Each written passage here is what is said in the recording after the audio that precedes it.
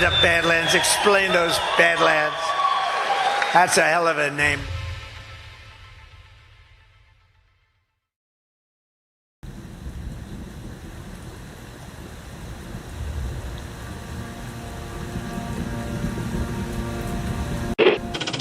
Mr. Vice President, I'm going off script again, I know, but I just want to personally thank you. We've been through some stuff. We've gone through some of the most complex military operations this country's ever conducted, and your steady hand and your leadership during those was a great source of strength for me. Thank you for your leadership. Thank you for your character. Thank you for your selfless service. Thank you for commitment. Thank you for being a mentor to me, Mr. Vice President. It's called the swamp. And you know what happened? And you know what I did? A big favor. I caught the swamp. I caught them all. Let's see what happens. Nobody else could have done that but me. I caught all of this corruption that was going on, and nobody else could have done it. Did I get that one right?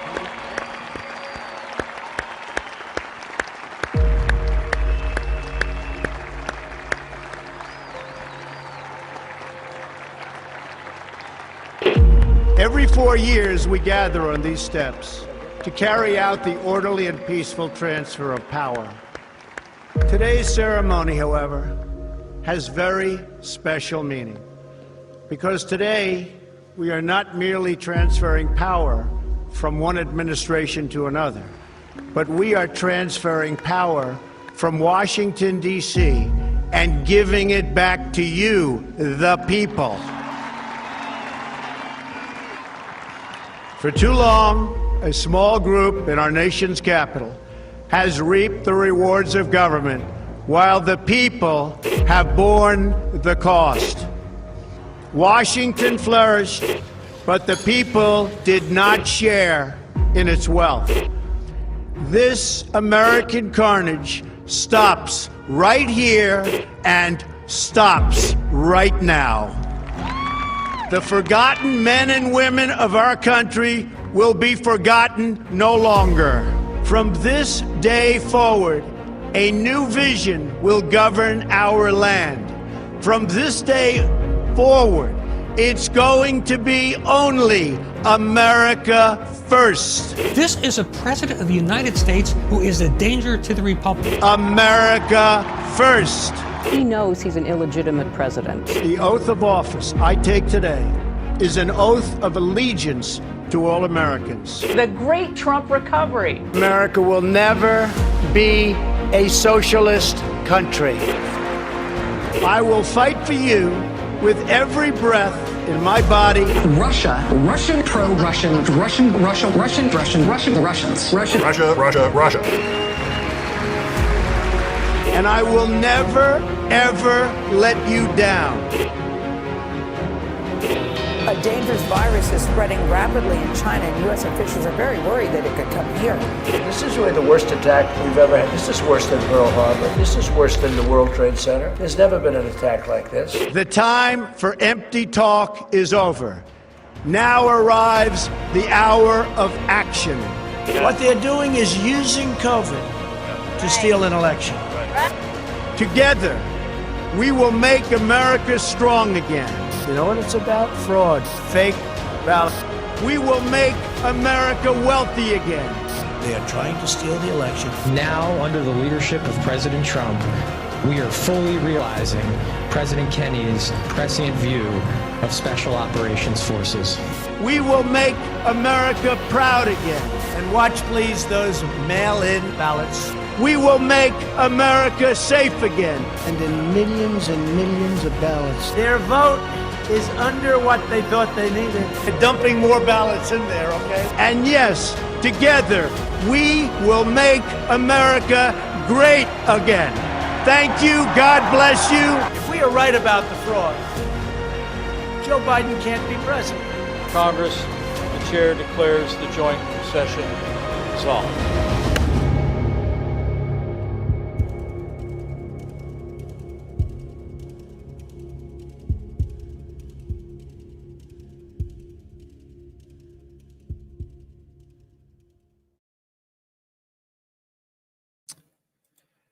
Good evening, everybody, and welcome to another episode of the Wednesday Devolution. Throwing things already.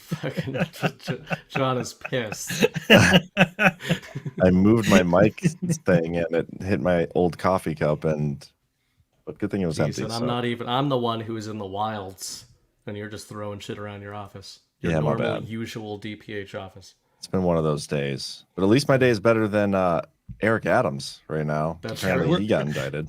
Yeah, we're all having better days than Eric Adams. Yeah, what is he in trouble? Was it like campaign finance stuff? That's what most of the reporting is.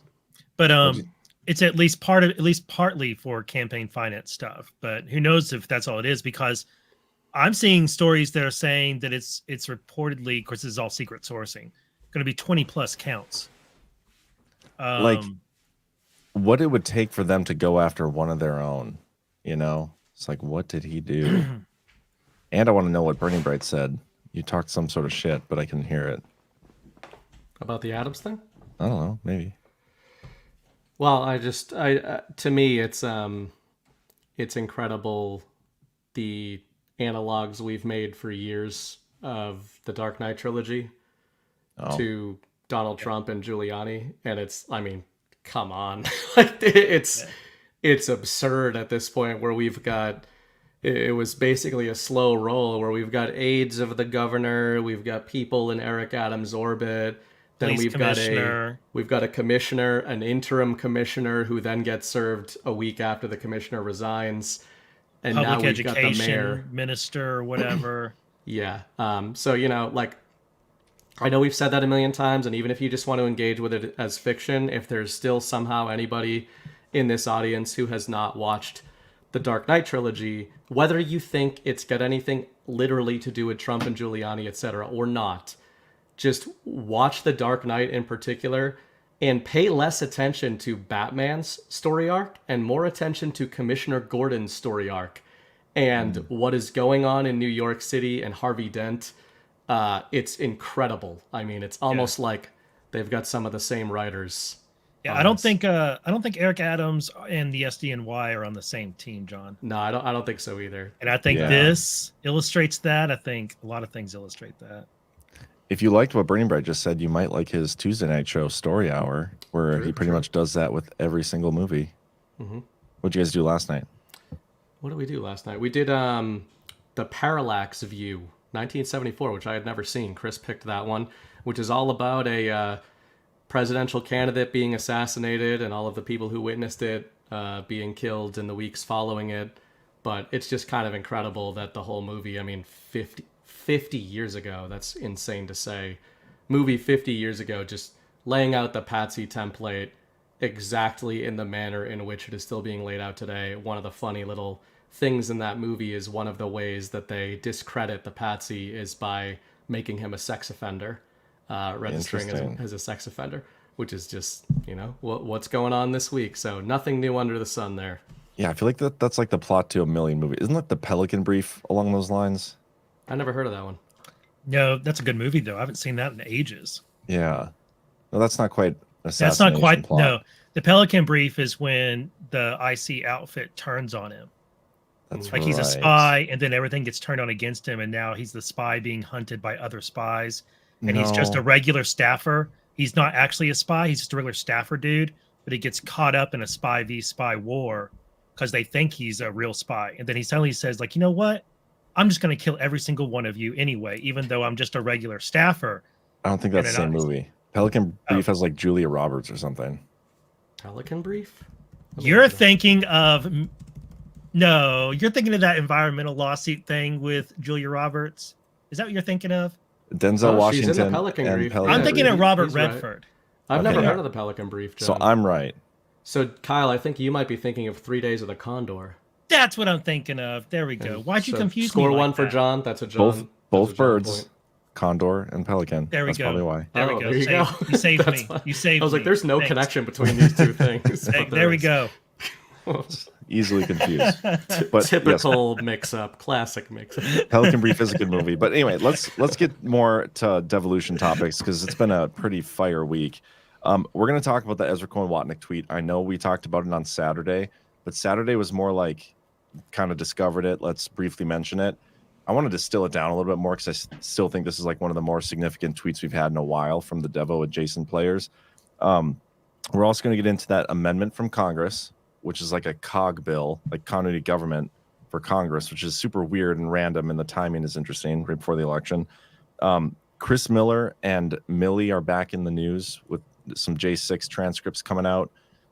John Solomon put a report out there, and I personally think he kind of mischaracterized what Christopher Miller actually said, and so I want to show what he said and then show what Chris Miller said, and then what else do we got? Oh, some more Iran assassination stuff, hacking stuff. You found a SolarWinds thing that was pretty interesting, Kyle. We should get into that. Indeed. Mm-hmm. And then we'll see what else we got on the agenda as we go through. But let's get a word from our sponsors quick, and then we'll get right into it. First up, we got Brightcore. It's time to transform your health by healing your gut with Kimchi One from Brightcore Nutrition. Kimchi One is the fermented superfood your body needs to improve digestion, strengthen immunity, and fight obesity. With over 900 strains of unique probiotics in each capsule, Kimchi One is the one thing you need to win the war in your gut. Let me tell you guys, sometimes it can be a real battle. 70 to 80% of the immune system is stored within the gut. Kimchi One can help you fight bacterial infections, viruses, and common illnesses. It even helps to alleviate chronic conditions like constipation, irritable bowel syndrome, skin conditions like eczema, and balding. Aside from these benefits, Kimchi One is full of ingredients known to stimulate healthy immune function, soothe digestive organs, nourish the gut, fight bacteria, and heal every area of the body. Recent studies show that people who consumed 1 to 3 servings of kimchi every day had less obesity, lower BMIs, and smaller waistlines due to kimchi's ability to boost metabolism and curb appetite. It's all natural, made in the USA, and non-GMO. And for you Badlanders here watching, you can get up to 25% off at mybrightcore.com. Use promo code BADLANDS at checkout. That's mybrightcore.com, promo code BADLANDS. And then other sponsor for tonight's show, thank you to both these guys, Brightcore and EasyRx. More than 13 years, EasyRx has focused on your health by providing top-notch medications like amoxicillin, azithromycin, ivermectin, hydroxychloroquine, pretty much anything you can think of. Any kind of viral care medications. The ordering process is simple. The prices are unbeatable. Now is the perfect time to stock up on essentials for you and your family. If you want to rest assured that you and your loved ones are ready for anything, go to badlandsmedia.tv/EasyRx, stock up on antibiotics and any other necessary medications you can think of to keep you and your family healthy. Use promo code BADLANDS for a 10% discount on purchases over $150. That's badlandsmedia.tv/EasyRx, promo code BADLANDS. All right. Should we talk about the Ezra tweet first? Let's do it. Sure.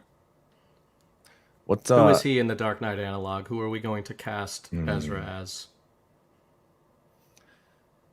I don't know. Depends on. Sometimes I think Robin. Sometimes I think like Lucius Fox, maybe. I don't know. Okay, I'm not even sure who that is. Jeez, you got to rewatch. It's been a long time since I've seen the trilogy, and I didn't watch. Did you guys do that on Story Hour? We did. And we probably and do you guys it have done more Undefected. undefected. We probably do the Dark Knight more undefected than on Story Hour. Yeah, I haven't seen any of those, but anyway, so Ezra Cohen-Watnik, for those who aren't familiar with who this guy is, he started out, he's brought into the NSC by General Flynn. Okay, at the very beginning, General Flynn gets fired. They bring in, was it McMaster? I can't remember. It was McMaster. McMaster, yeah. Yeah, McMaster comes in, and he's at the Flynn. Ezra is at the NSC. He's working with Rich Higgins, who wrote the Rich Higgins memo. Yep.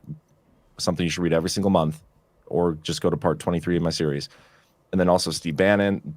There's a whole bunch of players there that are Devo connected, that are working to take out the deep state within the NSC. And Trump was aware of this whole thing going on. They all get fired. They're out of there by August. Ezra goes to work for Oracle shortly after the Q drops start. He comes back in. He's under Jeff Sessions, and then he makes his way back to the DoD. He's the Assistant Secretary of Defense for Special Operations and Low Intensity Conflict, a position he took over when Chris Miller went to the National Counterterrorism Center. And then after the stolen election, the day after Chris Miller gets put in there as Acting Secretary of Defense, Ezra Cohen-Watnik gets named to the Undersecretary of Defense for Intelligence. So he's the highest civilian level in intelligence at the DoD. Same day that Kash Patel is named Chief of Staff for Chris Miller.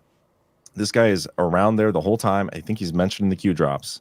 This guy seems to be very well connected to a lot of very important people, and I personally think he's playing some sort of role, or was playing some sort of role in the implementing of devolution going out. Okay, he had a tweet the other day, and I think this is one of the more interesting tweets that we've seen from any of the Devo connected players.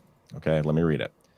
First, the Washington Times comes out with a story saying General Nakasone, who we've talked about a lot, opens a new institute at Vanderbilt to train the right type of leader.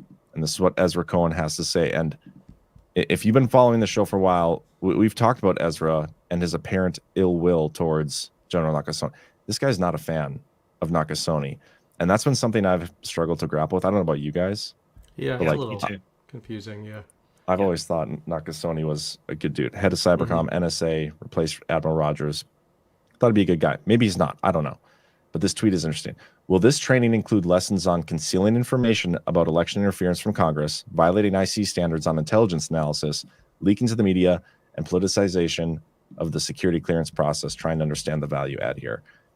The big part here is concealing information about election interference from Congress. To me, this implies that somebody at the DoD, Ezra Cohen-Watnik, saw there was election interference. This is a Devo adjacent player acknowledging that there was election interference, and he knew that Nakasone hid it from Congress. Their only overlap was when Ezra was at the DoD. And this, to my knowledge, this is the first time that I can think of that any of these players have directly said that there was election interference. Any of these DoD guys around Trump in the closing days of Trump's administration. I think this is a huge giveaway, but I'm curious what you guys think on it. Well, one thing I was just doing is looking at the Ezra mentions in the drops, just in terms of his relevance. There's 9 drops that mention him. One of them in particular, which is probably the one that people think of the most, is 2057, which literally is just Ezra Cohen-Watnik Q. So, you know, like, not just like this random aside mention. There are 2 articles linked in the drops that are both from 2018 about Ezra Cohen-Watnik. One from the BBC, one from the New York Times. Both of them are no longer available. They're broken links. I was trying to find live versions of them. Can you post them in the chat, and I'll see if I can find the way back. I was trying to do that, but yeah, here's here I'll post both of them. Oops, let me get good versions of them. Yeah, I mean, to me, just general take on it would be the timing of it on the doorstep of 2024. Very generally speaking, it seems significant, especially to me, in concert with Trump's recent cease and desist double post. I don't know, but it just feels like, is this both sort of retroactive disclosure reminder of 2020 and a redeployment or a warning about 2024? You know, like, why, to your point, why would these things circa 2020 be coming out now? Is this kind of stuff actually trying to talk to us? I would lean toward no. I would think that these kinds of things are put out here for people in the know, in the machine, to see and do with what they will, that information. It just has the feeling to me of warning shots coming on the back, maybe more clandestine inside baseball warning shots on the back of Donald Trump's more obvious out there warning shots. Yeah. But that's just how it strikes me. Just to piggyback on what you said and real quick and clarify kind of why I think it's so important. It's like a big aspect of why I think Trump had the authority and justification to walk away is because he saw that there was election interference, right? And the military or some other entity there saw that there was election interference, and he had every reason to interdict in Joe Biden's inauguration, but he chose not to. But the big part of this is they needed to see that there was actual election interference. Ezra Cohen-Watnik is acknowledging that they saw that interference. Yeah. And they had evidence of it, and apparently Nakasone didn't tell Congress about it. But that's the part of this that's here. It's like, this is, in my opinion, I mean, it's a subtle confirmation, and maybe I'm just overthinking it and overreading it. I don't know, but this type of confirmation is a big one to me because it's the first time we've seen something like this. Yeah, and I think it is big, and you're right to seize on it because it coming from somebody like Ezra and then him saying election interference instead of influence is a big deal, because there's a both like legally and as far as the implication of it that matters, whether you say election especially when it's somebody who would be privy to some information that we would never be privy to. When they say interference versus them saying influence ops or things like that, or election attacks in our election infrastructure, it's different coming from them. And so when he uses election interference, that's a very strong phrase coming from someone who was in the levels of government that he was and had access to the information that he did. I've always had a positive opinion of Nakasone, but I also have kind of been cognizant of the fact that I don't really know who good and bad guys are in this, and none of us really do. But my read has been favorable to Nakasone, and I haven't seen anything that really dissuades me from that, except for what Ezra and other people. There's been a couple others I've seen that kind of threw some shade at Nakasone. My read on what Ezra is saying here is that he is disclosing something that I'm kind of surprised to see him disclose here, because it could lump him in with like being called an election denier from the first Trump admin or something. Just that little bit of a language right there, it kind of baits in media attacks sometimes, or at least it has for other Trump admin people, right? So Ezra, his language has usually been kind of clean of that. Mm-hmm. This is a departure from the language I've seen him use before. Notable for that. But I also think that you just said something, John, that, well, I don't disagree with you. Was brilliant. Well, I don't disagree with you. I think that it doesn't have to go as far as what you just characterized it as. And it kind of clicked the light bulb for me with what Ezra may be referring to. And that is that if Nakasone had more forcefully spoken out about concerns of election interference in 2020, then we may not have had Jan 6 happen. We may not have had the indictments against Trump. We may not have had the second impeachment against Trump. If the NSA had the back of Ratcliffe and Dr. Zuloff and others and said, look, there are legitimate reasons to be concerned about the election. I know CISA expressed a lot of confidence. The NSA disagrees. Cybercom disagrees with the confidence expressed by CISA. Like these, as I was talking to you about before the show, FBI, CISA, NSA, the ODNI, they got together and looked at the election interference stuff and the security of the election. Trump at the time, this is back in 2020, late November 2020 to January 2021. Trump is raising concerns and his team are raising concerns about the election. These IC entities that would have the access to the information to know whether or not concerns were legitimate or were justified or not, overblown or not. There was disagreement amongst them. We know Ratcliffe disagreed. We know that others disagreed within Trump's admin about the level of concern and how much attention that concern and how much weight that concern required during that time period. That feeds into Trump's calculus and his defense in his criminal case in DC right now today. And so I think Ezra, in highlighting Nakasone and saying, hey, you hid information about election interference from Congress. That's the only thing about this I don't understand is I don't know if Nakasone, is there some report he issued to Congress, some statement he issued to Congress that Ezra thinks should have included more information? I don't know, because to me, it's just looking back in my head is very much on this subject of November to January right now because of other stuff, namely Trump's case. Well, Nakasone could have played a bigger role in providing a proactive defense to Trump going forward, is what I'm saying. Let me add something to what you're saying here.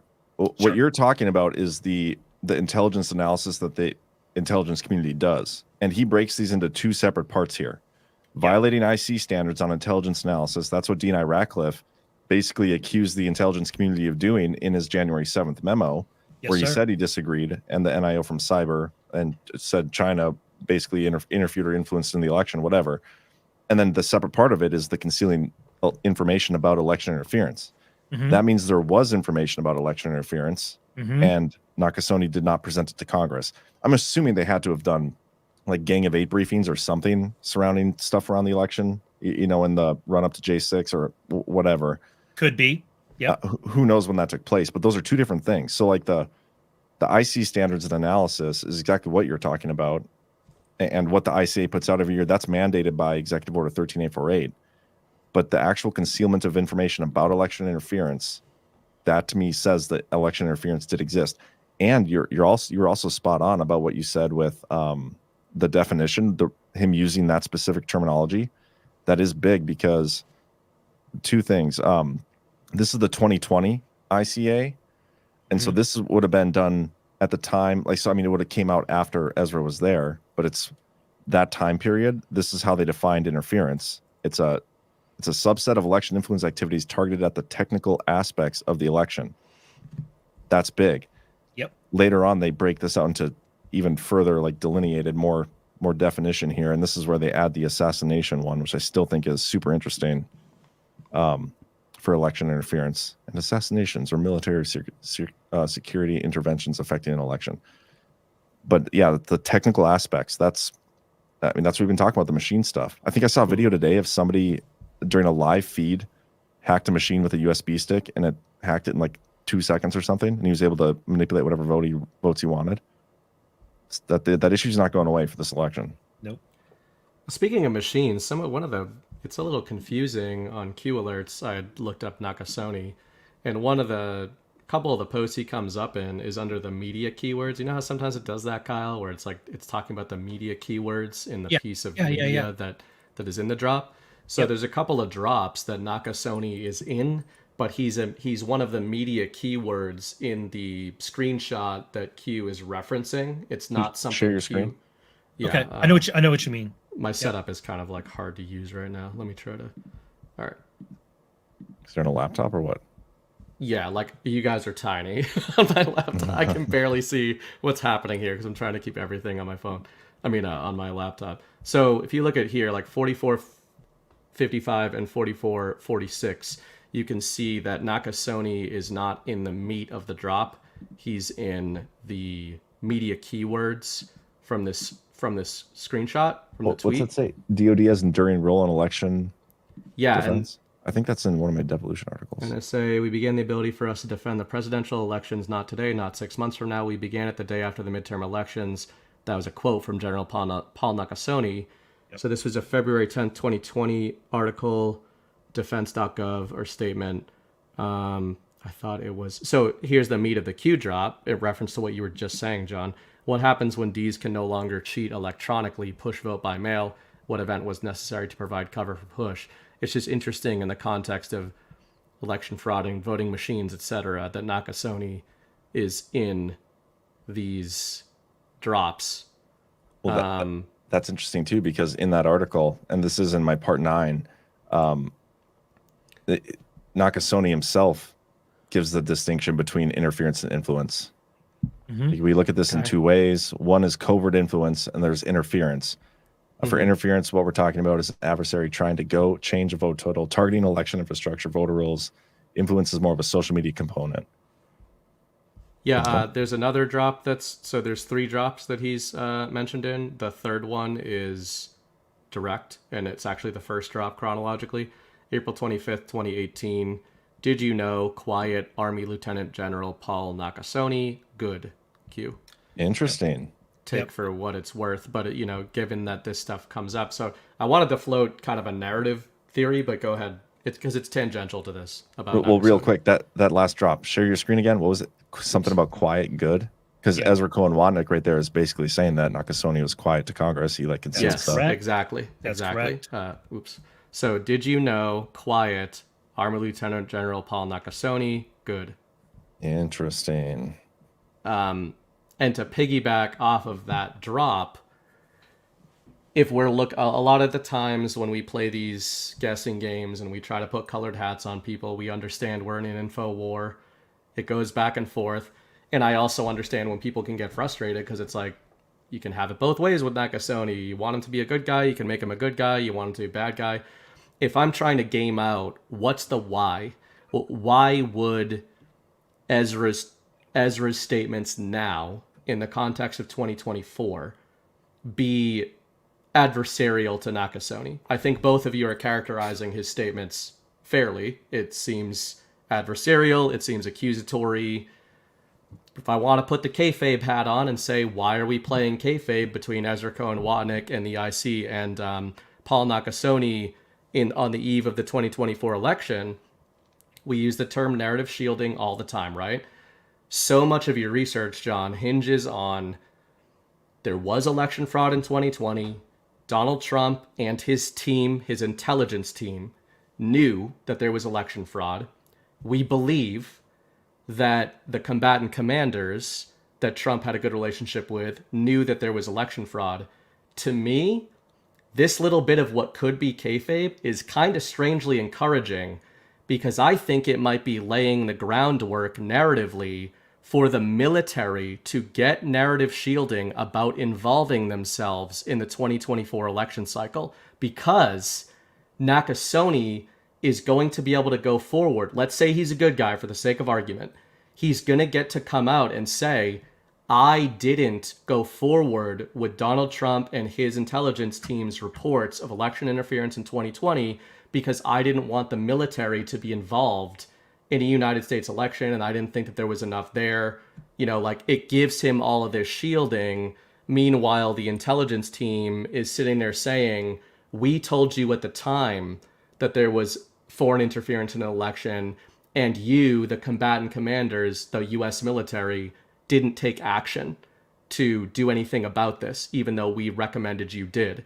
So when we talk about thresholds of military action, red lines being crossed, is this a bit of a narrative game being played to try to put Trump's intel team at public odds with the military so that when the military does involve themselves, they're not seen as doing so at Trump's bidding?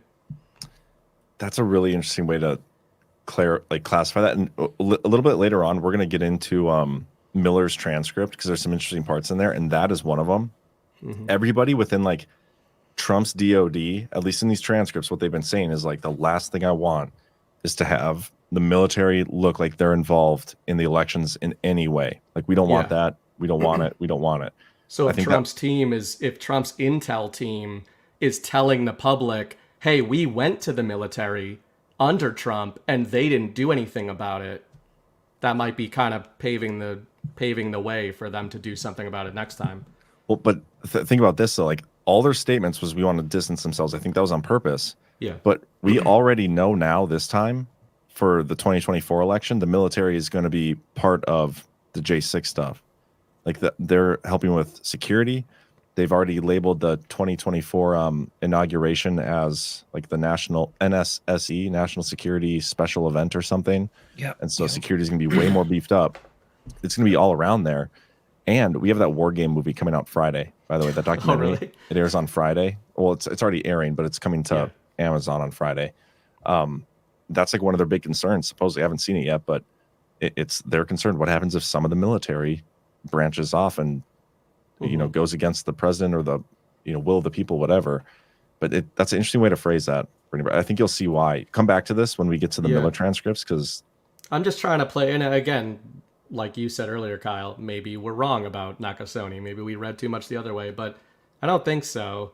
And when you look at it this way, it's kind of like we've been saying this outside of the statement you just referenced, John, of them straight up saying we didn't want direct involvement. We wanted the military as far from this as possible. We've been gaming this out on this show for literal years now of saying we don't think it would be good optics or ideal optics for a Trump-friendly military to come in, even if all of us watching this show understand that that is the moral, just, and constitutional course of action. That literally doesn't always mean it's the best course of action if, as you've said many times, it's the point is to avoid sort of civil war, civil conflict. So, if they try to trot this out, just like we make the same points about indictments against Donald Trump, well, now when you see a maybe not swampy mayor going down in New York, sure, it's shocking, it's dramatic, but it is far less dramatic and seen as far less partisan than it would have if before Donald Trump was indicted on all the major public figures and politicians like this. So if you're trying to grant the military narrative shielding, that's got to be an encouraging sign that they are going to be publicly involved. Yeah.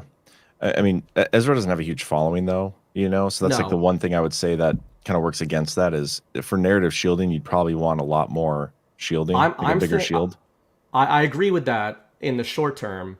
I'm almost picturing the scenario. Imagine congressional committees in the future where whatever actions, let's say actions need to be taken by the U.S. military in the context of the 2024 election or in its aftermath. And then you've got committees in 2025 and you've got all this kind of stuff. This is where you're going to have figures like Ezra Cohen-Watnik and John Ratcliffe going in there, because if these military figures were part of that Trump administration from 2020, the regime is going to want to paint the picture of a conflict of interest. These were Trump guys, these were Trump loyalists, they're trying to get their boss back in. I think that's the narrative the deep state would go with. If you've got John Ratcliffe and Ezra Cohen-Watnik and people in his intelligence team in front of those committees with statements like this and evidence that, like, not only did these guys not stop Joe Biden from taking office, they directly refuted Trump's intel team who wanted that to take place. Except they did something else. And speaking of Ratcliffe, maybe this is a good segue to, Kyle, what you were going to bring up, because Ratcliffe, I searched his Twitter to see if there's any other mentions from any of these like Devo guys about election interference. Now I can't find my Twitter where I did that. It's already back out of it. But anyway, I couldn't find anything. He had one mention in 2022, and it was quote tweeting a 2020 post about it. But what I thought was interesting about John Ratcliffe's Twitter page is his background image and his pin picture are both from the it'd be December 12th date.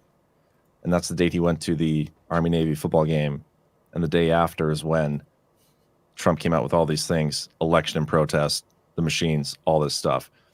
Yeah. But speak to the Trump's case, right? This motion in support of compelling, or the motion to compel, and the SolarWinds stuff, because that's relevant to this. And I think what you said about Jeff Clark and the info he got from would have been D&I Ratcliffe's office. Yeah, that's all very interesting and relevant to this. Yeah, so right there it says December 13th, 2020, Trump tweets out election under protest. Also December 13th, 2020, the SolarWinds hack is detected. So the SolarWinds hack has come up recently in Trump's DC indictment. In that case, it's come up before, but it's come up again recently because Trump has filed another motion asking Judge Chukin to delay some proceedings there that have to do with hearings on official and unofficial acts. All those arguments that SCOTUS told her court that they needed to have now that presidential immunity had been ruled on. It's been remanded back to district court, and they want them to have hearings on what is an official act and what's unofficial, so they can deal with Trump's conduct and what is immune and what's not. And Jack Smith is trying to go forward with that. That's the 180-page filing you've heard about that there's been a bunch of clickbait going around about. But Trump, his team is saying, look, slow down. We need discovery first before we can have these arguments over what are official or unofficial acts, before we can have these hearings where each side is going to have this discussion over what qualifies here, where this perimeter is. We need to have discovery complete, because that discovery is going to inform and give us the arguments that we're going to make in as far as what Trump did on those days and in that relevant time period to this case. And one of the things that happened during that relevant time period is this SolarWinds hack. And Trump has asked for discovery. He had this big motion to compel in this case back earlier this year. And one of the things he asked for was discovery on things having to do with SolarWinds hack. And he spelled out that Jeff Clark was briefed by a staffer for the DNI in a skiff on like January 2nd about the SolarWinds hack and about concerns that the SolarWinds hack would affect all these different pieces of infrastructure and agencies. And it was the day after that Jeff Clark changed his draft letter, and he made the language about their concerns about the election that much stronger. And the reason this is all so important to Trump's case in DC is that Trump does not, in order for Trump to be let's say this goes to trial and Trump needs to present an argument to a jury that he's innocent here. He doesn't have to prove to a jury, he doesn't have to introduce evidence that the election was successfully hacked and that the results were altered. That's not necessary for him to be found not guilty. What he needs to do and what his defense is seeking to do is they're telling the judge there's a defense theory available to us here that Trump had such concern over the election because of things like the SolarWinds hack and because of the information discussions that his own IC were having about the SolarWinds hack. Those discussions informed the comments he made to the public, informed the comments and instructions he gave to his subordinates, and the actions that he took between November of 2020 and January 2021. And it refutes Jack Smith's painting of Trump as trying to call the election into question because he had lost. He was trying to call the election into question because he had concerns, very, very legitimate concerns that were based on information he was getting from people whose job it was to investigate such things and report to him about such things. And what they were reporting to him concerned him greatly because there's this, what John just pulled up, there's a classified supplement that relates to the SolarWinds hack. And Trump's concerns about the SolarWinds hack are even more justified when you consider a couple sentences down. It says compounding the uncertainty during the time period, meaning November 2020 to January 2021. The SEC later took the position that SolarWinds misled the public, including during late 2020 and early 2021. So Trump can make the case to a jury here that out of an abundance of caution, I'm concerned about the election and its integrity. I have the FBI, the ODNI, the NSA, CISA, all telling me how incredibly impactful the SolarWinds hack is. And so that's where it all feeds into the context of decisions he's making around that time. And this discovery thing, this motion he filed, which isn't just discovery, but it deals with other things too. But specifically the discovery he's going to Judge Chutkin again this week and begging for her to order Jack Smith to give him, is on all this information that informed the government, including the NSA and the DNI's assessment of the damage done by the SolarWinds hack, as well as all the information that led to the 2016 ICA and the 2020 ICA. And I find that part just as interesting as the SolarWinds stuff, because I think I connect it back to Ezra. And I think you can infer from Ezra's comments and from comments by Ratcliffe and others that these ICAs aren't as credible and accurate and candid as the American people should demand they be, and that we need them to be.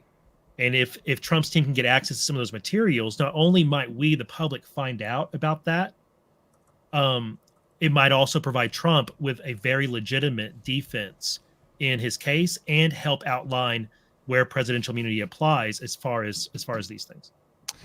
That's what I actually still think is pretty interesting about Executive Order 13848, because after the 2016 election, the intelligence community, in their own, just goodwill for the security of America, came out with this ICA, and it was, now we know, like, totally bullshit.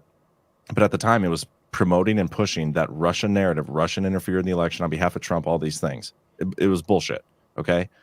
Trump in 2018 issues Executive Order 13848, and now it mandates those same reports and assessments from the ICA after every federal election. Yeah. And in my opinion, what Trump is doing with this, and this is the whole reason he did it, it's Executive Order 13848 does not, allow Trump to, if he sees interference, he can, do whatever, all these things that people attribute to 13848 that isn't true. The meat and bones of this is it requires the assessments, and then they can sanction people. But the assessments, I think, are the biggie, because now after every election, the intelligence community had to put on pen and paper, this is what we saw, this is what we think is going on. And just like they did in 2016, 2017, they've used that to push the narrative that they've wanted to use. The intelligence community is mostly deep state. And that's what I think Trump wanted with this, and that's what he expected from them. And maybe they use that as another reason to walk away in 2020, you know what I mean? Because they knew that wasn't true, but they knew what the intelligence community was going to do anyway. But every single year they have to do that now. And it's also a reason why the Biden administration probably keeps re-upping it. It's because they keep getting that narrative fodder that they want. Yep. But do you remember what Trump said about the SolarWinds hack? He said that he thought, and man, this was back. Let me go to my CrowdStrike article. Because I'm pretty sure he suggested it might have been China. Here we go. Here's what Trump tweeted. In a pair of tweets on Saturday, the president addressed the hack, which had been uncovered by the Department of Homeland Security, Cybersecurity, and Infrastructure Agency. As previously reported, his silence on the matter had been widely noted. So he was quiet on it up until this was the date, been like December 19th, 20th. In his tweets, Trump seemed to downplay the severity of the attack, writing, "The cyber hack is far greater in the fake news media than in actuality. I've been fully briefed and everything is well under control. Discussing the possibility that it may be China. It may. There could also have been a hit on our ridiculous voting machines during the elections," which is now obvious that I won big, making it an even more corrupt embarrassment for the USA. And then he tags Ratcliffe and Pompeo. But I think that's not like he kind of downplays it, even though that tweet's not in here. But then he says it could have hit our voting machines. I still think that's very notable because this is around the same time frame of all this stuff. Besides the voting machines, it's interesting that earlier today I saw Stormy posting about this quite a bit, but Trump on Tuesday night talking about Iran and the current hacks. Of course, all these reruns, right? They might be slightly different names and entities, but they're all following the same template, coming back around. And at least one of the quotes about Iran, he said, was he was referring to the assassination attempts here. Want to play the video? Yeah, go ahead. I don't know if it's the one I was thinking of, but it probably is. These foreign apps, and they must get Apple to likewise open the 6 phones from the second lunatic, who's a lunatic, and open them immediately because we have a lot at stake. Is this the one? I think it is. Yeah, if it keeps going. Yeah. It's me or any other former president. They break into apps all the time. They had no problem breaking into the apps of the J6 hostages. They broke into those apps. And they could be Iran-based. They could also be something else. But we'll never know until they're opened, and they got to get them opened. And really, why is it that the father of the shooter in the Butler instance has one of the best and most expensive lawyers in the entire state of Pennsylvania? How did he get to this expensive lawyer, big law firm, the biggest in Pittsburgh? Where did he get this big law firm from? It's sort of strange. That's the one? Yeah, there was a few of them from there. The key quote in that little exchange that I liked was, he said it could have been Iran, it could have been something else. And then later on, he said something similar, but he felt the need to make asides both times he mentioned Iran in the context of the assassination attempts, where he said, who knows, they're telling me it's Iran, it also could have been somebody else. So like he said it twice, and it just, the word template comes up a lot where we talk about these who was responsible for X activity or X operation, even going back to 2016. And the media likes to paint broad brushstrokes and say Iran, Russia, China, something like that. And Trump is, I think, telling you plenty of times that, hey, maybe it is Iran, but what does that mean? What are we talking about when we say Iran? We talked about this last week as well, but I just thought it was interesting that after that episode, he's then like, why doesn't he ever just leave it, right? If he thinks it's Iran, if he thinks it was this entity, why doesn't he just come out and say, yeah, my team, or even if he doesn't know, if he's saying, yeah, my team, the investigation, they're saying it was Iran. Every time it comes up, he feels the need to say, could have been them, could have been somebody else. And it reminds me of, I posted about this last week, but Trump's asides there. In 2023, he put out an article, like an op-ed, that the Daily Mail published, and it was all about the Wuhan lab leak.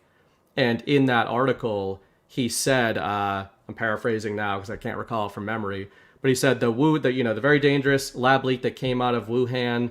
Then, as an aside, we'll track down the Chinese entities responsible or any corrupt entities that might have been responsible for this corrupt act, right? So it's like he's constantly layering in there. The mainstream narrative is telling you it's this entity, but if it's anybody we find involved with this is going to be held responsible. And the key there, in my view, I know you talk about this quite a bit, is if it's not Iran, if it doesn't start with Iran, the fact that these kind of things get routed through these foreign players, I would think allows for all manner of foreign interference response. Yeah, and kind of on the note is this truth post that Trump had was this today? Yeah. Today the 24th? This was yesterday. Yesterday. Yeah. Big threats on my life by Iran. The entire U.S. military is watching and waiting. Interesting. Moves were already made by Iran that didn't work out, but they will try again. Not a good situation for anyone. I'm surrounded by more men, guns, and weapons than I have ever seen before. Thank you to Congress for unanimously approving far more money to Secret Service. 0 no votes, strictly bipartisan. Nice to see Republicans and Democrats get together on something. An attack on a former president is a death wish for the attacker. Obviously, the big things here, in my opinion, are the U.S. military is watching, notable, but then also moves were already made by Iran that didn't work out, but they will try again. And anytime literally every time Iran gets brought up in the news, which now it's like daily, but I always think back to that plan that Trump left in place to be carried out by the military while Biden was still in office, and Biden did not approve of it or was aware of it, and the taking out of Soleimani. That actually gets brought up by, I think, Chris Miller in his transcripts, which we'll get to, because he talks about the foreign threats that they were expecting on January 6th and what they were keeping their eyes on. They were expecting a response from Iran. And Kash Patel had hinted about this like years ago. But what other moves have they done that didn't work out? Is he referring to the 2 assassination attempts here, or was there something else that got thwarted? Yep, there could be something else. There could be a number of other things. Yeah, this is, again, you wonder too, like, is this coming on the back of the cease and desist posts, they just take on a completely different feeling. When we talk about reruns all the time narratively, but now it almost feels like those templates. Like, I don't know if this was the point that you guys were getting to in the last segment there, but in terms of the intelligence community, we think part of walking away was about avoiding civil war. Another part of walking away was part of this, what we think is this awakening kind of process that the Biden administration was instrumental in, that Trump was commenting on, but was part of it also to fully entrap the most subversive and deeply entrenched enemies within the U.S. government, which is the intel apparatus. And maybe those were the type of people that you meaning Trump and team knew had knowledge of these things heading into 2020, but they needed those things to be actualized, carried through in a way that they hadn't been in a criminal manner before that. This admin has been caught, basically, for lack of a better term, sleeping with Iran and the Iranian regime, transferring classified documents to the Iranian regime, unfreezing billions of dollars for the Iranian regime, enabling the Iranian regime to reestablish all sorts of connections and finances. Then the Iranian regime does what? They go and hack Trump's campaign and then send the hacked materials to his political adversaries in the media and in the Democrat Party. So it's obvious what Iran is doing here. They're interfering in our election. They're interfering in our election on behalf of the Democrats, and they're trying to kill President Trump. It's pretty much as simple as that.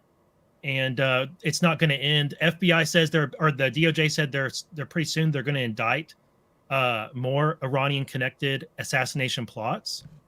So Iran is going to be a key feature in this election, both from the assassination angle, but I think also from the hacking cyber warfare angle, both of which are advantageous to Trump. I'm not glad that Iran is doing this, but both of these feed into things that Trump has been highlighting for years, which is 1, election interference through cyber means, and then 2, the connections between the deep state and the Democrats and DC people the corrupt connections they have to proxies in Iran and to these regimes who are oppressive, and they do business with these people and that are basically organized crime entities that run countries, that fund their campaigns, that do all sorts of kickback schemes.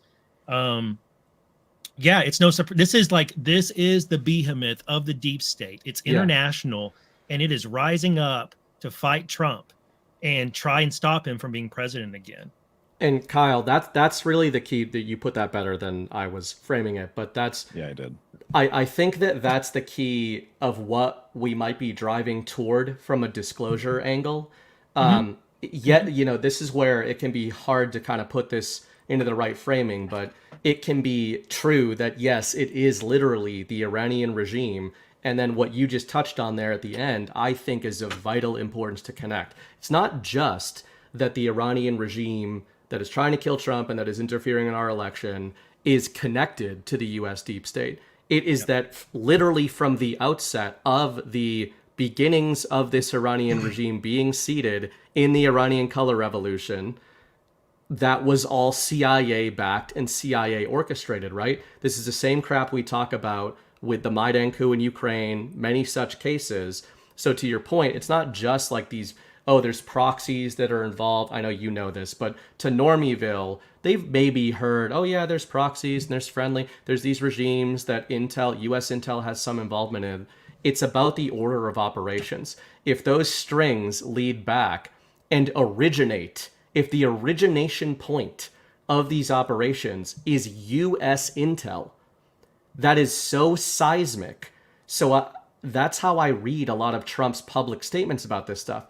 Trump and company and the intelligence team, they know where the final string leads. They know the origin point of any operation against the American people, the US elections, an assassination on a US president or presidential candidate, right?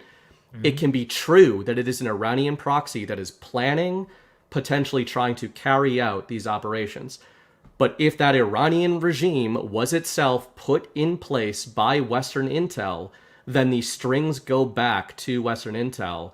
And I think that's one of the major sort of disclosures coming out of here. One more point on this, and I know we talked about this like 6 months ago on this show.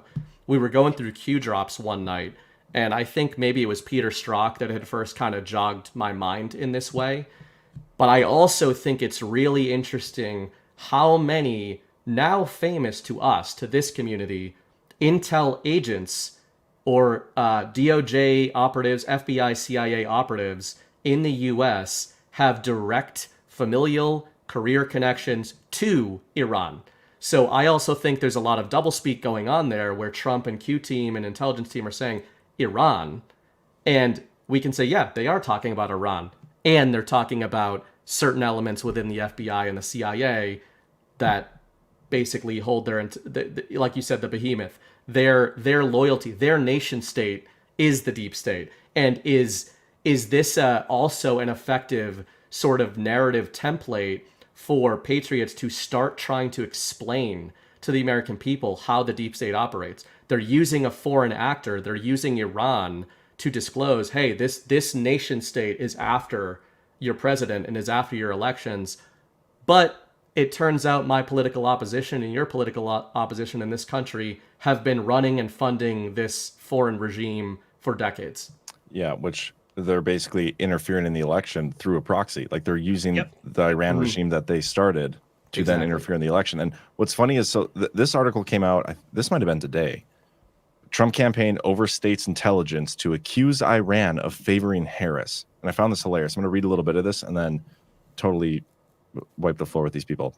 Officials with the DNI briefed Trump on Tuesday about real and specific threats by Iran to assassinate him to sow chaos, his campaign said. Yeah, this was yesterday. Republican nominee Donald Trump's campaign on Tuesday pushed beyond U.S. intelligence assessments of Iranian interference in the presidential election in an effort to disparage his opponent, Vice President Kamala Harris. So before I even go any further, they're accusing Trump of pushing beyond the intel assessments. And I can't remember who it was, but somebody on Twitter pointed out, like, that is exactly what the entire media and the left did with 2016 Russia. Like they went far and beyond what the intel community was saying and totally tried to disparage his campaign and then his presidency. But anyway, a little further. Officials with the DNI briefed Trump on Tuesday about the real and specific threats. And then his spokesperson Chung said that in a statement. The ODNI, in a joint statements with the FBI and CISA, described Iran becoming increasingly aggressive in undertaking a multi-pronged approach to stoke discord and undermine confidence in our electoral process. In August, federal prosecutors, blah, blah, blah. Chung's account of the briefing was consistent with intelligence officials' public description of intensifying Iranian efforts to stoke discord. He also restated that law enforcement agencies and the government are working to protect Trump. But Chung then went further, claiming without evidence that Iran wanted Harris to win the election. The Biden administration had previously alerted the Secret Service. This is the part that is kind of funny to me. Chung went further, claiming without evidence that Iran wanted Harris to win the election. In the 2022 election ICA, I'm going to show you this. That's what it said. There's an entire section on Iran. Yep. And they say they're trying to sow discord, all this stuff. They advocate for candidates and policy positions that aligned with Tehran's foreign policy interests. So those are the candidates they support. And then it says here, the exposed activities consisted primarily of personas masquerading as left-leaning Americans that included endorsements in U.S. subnational election races and fundraising efforts for some U.S. candidates. They were literally supporting left-leaning candidates, and this is from the intelligence community's ICA. But then they're trying to spin this in the media as if there's no evidence that it's left-leaning. It's just the hypocrisy and the delusion with the media in their efforts to spin every story against Trump. It's mind-blowing. Like, the effort it takes to do that it's got to be exhausting. Yeah, it's incredible. But yeah, I thought that was funny. And you guys want to add anything to this topic? Otherwise, I want to get to the Miller. I just randomly tangential to it. It's going to bug me if I don't bring up that quote that I butchered earlier. So March 2023, when Trump was talking about Wuhan and China, he said, "Now it's time to hold China and the corrupt forces who have facilitated the colossal suppression of facts accountable for the damage they've inflicted upon all of humanity."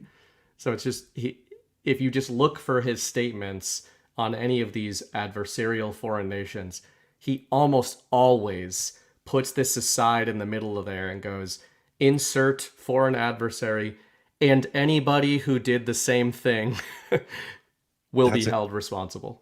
And that's interesting too, because a lot of his executive orders that he issued, that's like the language that's in there. It's like, we're going to go after this person and anybody acting on behalf of a foreign regime and anybody, downwind of that. And that specific wording in that Wuhan statement, it makes me think of the media. He says, anybody responsible for the colossal suppression of facts related to this event. Fauci. Yes, absolutely. And the media that willingly went along with it, knowingly, the key word, right? Knowingly went along with it. So I definitely agree that that's where it starts. It's those real regime players in the administrative deep state. But it's also, this is where you can start to, I think, understand the mechanism through which some of those drops that talk about media figures, like people in this community want them all in chains, right? But it's very difficult to get media figures on crimes just based on the way our system works. That's kind of a good thing, that it's difficult to arrest media figures for statements. But this type of language from Trump starts to tell you why some of them will be arrested. It's all about if they knew that they were involved in the suppression of true information knowingly. This is like just some of the tweets. His Twitter archive, I looked up COVID and media, and a lot of these are all the mainstream media is going to talk about is COVID until the election.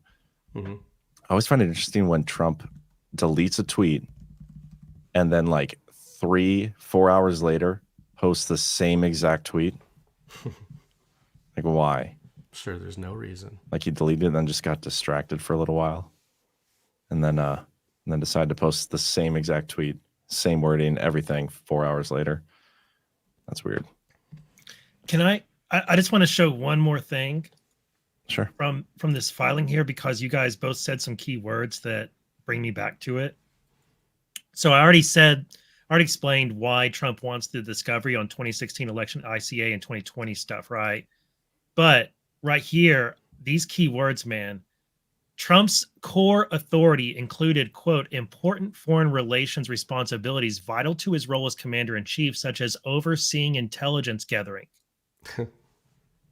Evidence relating to the exercise of this authority by President Trump and the executive branch of subordinates he supervised in connection with efforts to protect the integrity of the 2020 election from foreign adversaries and to assess the impact on the election by those adversaries provide context for all of his election-related actions. And this stood out to me that they positioned Trump as it's from SCOTUS. SCOTUS was saying Trump is the head of the government and oversees all intelligence gathering. That's Batman. And here is Trump's counsel saying, like, guys, Judge Chukin, SCOTUS actually says that the commander-in-chief is the head intelligence gathering officer. So it makes sense that we should include discovery on all of the intelligence that he and the apparatus of the U.S. government gathered, which all collectively informed his thinking around this relevant time period to the charged acts that we're now trying to have a discussion about, not just whether it's a criminal act or not. We're having discussions first, mandated by the SCOTUS, about what's official and what's not official. And so we need discovery on all this. And I just, I told my audience this. We've been getting excited about Trump's cases, looking for where disclosure is going to come from about election fraud and interference, right? And we keep on looking for this opening for Trump to introduce evidence of election fraud and prove the 2020 election was stolen. And we see little hints of it here and there, get excited about it. This page right here is probably the most excited I've been. Like, I think this page 10 of this filing is probably the most exciting door that could open for us to get that type of information in. If it exists, this seems to me like the door that would open and allow for it to enter the room. This is, to me, what's interesting about this is, like, Trump is saying that, like, you're right. Like, it's one of his core authorities is to examine this evidence and intelligence and make decisions based on the intelligence he's seen. Trump already knows what was in, like, Trump clearly saw some sort of evidence of interference in the election. Like, that we already know he that. saw something. Yeah. He saw something, and he knows that the intelligence community would have probably seen that too, or they left it out. So either one, he knows it's there, or number two, he knows it should be there. And either one of those cases, he can blow up any of the narratives that they have against him here. But that is fascinating. I'm reading it on my screen too. I got it pulled up on your Twitter. You should almost share that link in the Rumble chat. Sure. Assess the impact, provide context for all. Man, this is fascinating. And again, just reductive, but Kyle, to your point about Trump seeing Trump legally framed as the leader, the lead investigator, that it's such an active role. And we talk about the Batman stuff and everything, but really, whether you want to think about that stuff or not, at the very least, it lends credence to the idea that Donald Trump isn't this passenger being carried along by the whims. Earlier in the show, you guys mentioned just offhand H.R. McMaster and part of that whole purge from Trump. Interestingly, I don't know if you had seen this, but one of Trump's favorite publications, American Greatness, had put out like a hit piece on McMaster on September 20th, a few days ago, because McMaster's resurfacing right before the election with a book in which he's talking about all these decisions Trump was not deferring to him and his advisors about. The irony of comparing the hit pieces from McMaster and company, the sort of swamp rats that Trump drained, with the statements that you're pointing out here, is that they all acted like Trump is supposed to defer to his intelligence, but that's not what Trump was there to do. Trump was he wasn't just a key cog in this intelligence gathering effort or military intelligence plan. He was the lead on the plan, or at least one of them. So it's more encouraging. It makes the whole thing look a lot less like people behind Trump were doing all of this. Like, no, he played an extremely active role in this, which means even when we talk about devolution, etc., this was something that was in the offing for a long time. I know we've known that, or we've believed it rather, but when you see Trump being framed as the head of intelligence gathering here, and that was his responsibility that he took seriously, it certainly lends credence to that. Well, can I point something out here, some language here? So He's talking, and you kind of already alluded to this, but I just want to repeat it. One of his core functions and part of his authority that he's immunity for is important foreign relations responsibilities, such as overseeing intelligence gathering. I'm curious to see what the missing words are there, but this is one of them. Maybe it's just like a list of stuff. But the evidence relating to the exercise of that authority by President Trump, and then it goes on to say like subordinates and all these other things, but that evidence provide context for all his election-related activities. Like that's the next part of it. Like so, evidence relating to the evidence that Trump saw related to the election provide the context for all of his election-related actions. It doesn't even say might provide or could provide. It just says provide context. Like it's directly stating that there is evidence, and that evidence will show you why Trump did all the things he did that you're saying he shouldn't have immunity for. That's intentional language for sure. Yes. Yeah. I gotta find I'd have to pull up SCOTUS's decision to find what's in between there, which I can do for you if you want me to real quick. I can go find it. I'll go look at it. I just wanted to read one more sentence from this filing that I think is brilliant, and it's fun, but it's also just great use of the English language. Trump's attorneys wrote, by claiming that President Trump's defense to these allegations is, quote, at best a counterfactual guess, the office adopts a position in a public filing that they cannot sustain in the SCIF. I absolutely just love that, because it's just calling Jack Smith out, like, you know that there's intel that is not yet public that we can't use in our defense for our client. But you know that once we step in the SCIF, we can discuss it and we can defend our client in there. And you're keeping that in the SCIF where we can't use it to defend our client. It's basically what they're saying there. And I love it because Trump's attorneys know it too. It's like, and I just think it's the most brilliant use of the language. The prosecutors have a position in public that they cannot maintain in the SCIF. Okay, I'll look for that. What's going to be great too is when Trump gets back in office and declassifies all this stuff and is like, "This, look at the bullshit Jack Smith was trying to do here." I'm going to start reading some boosts while you look for that. Okay. We got a few of them. Lion HRT 777 says $50. Hey guys, John, Crucible was awesome. Very unique concept. Definitely gets the point across. Excellent. Regarding Diddy, can't help but wonder. Someone got to be above him. Hard to imagine. Even with his immense wealth, he is top dog. Thoughts? I don't really have thoughts on that. I haven't seen anything that indicates somebody was above Diddy. Well, did you see that just funny little note on Diddy with today that he was given the key to New York City by Eric Adams a year ago? Yeah. Yeah. So just, all these coincidences, man, it's just totally crazy. And all of them, well, most of them lately seem to be coming out of the SDNY. Yeah. So also known as Gotham City.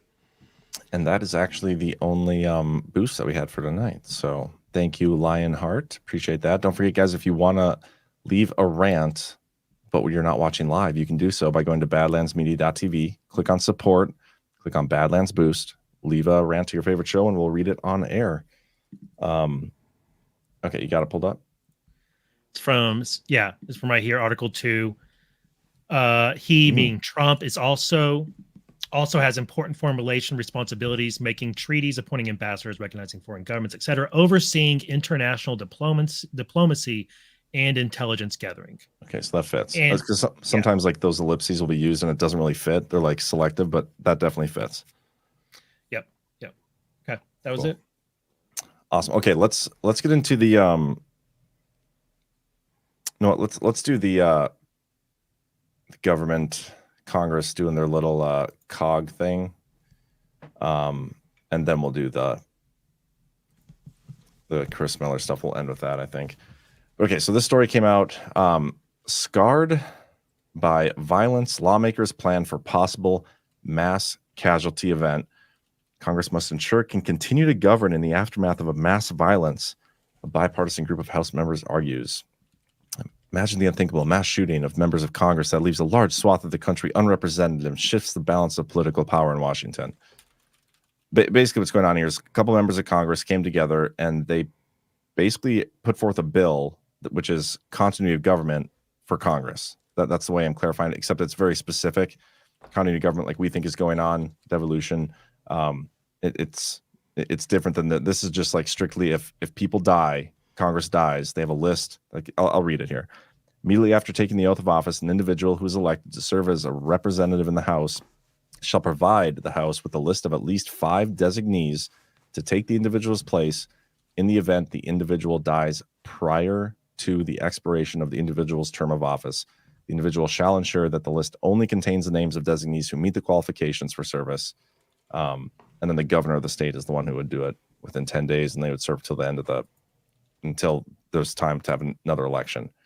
What I think is interesting is this got everybody talking about COG now for like the last couple days since this came out. Like COG is again on the brain because that's in a way kind of what this is. It's very specific to just death, but it's still out there. It's like narrative seeding some stuff.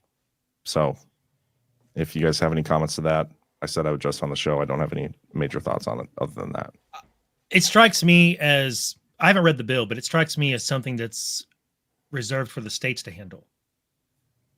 So like the states have the ability to appoint somebody interim, hold special elections. I don't think this would fly because it does say their list would be given, and the executive of the state or the governor not later than 10 days will pick from that list, and that person would serve.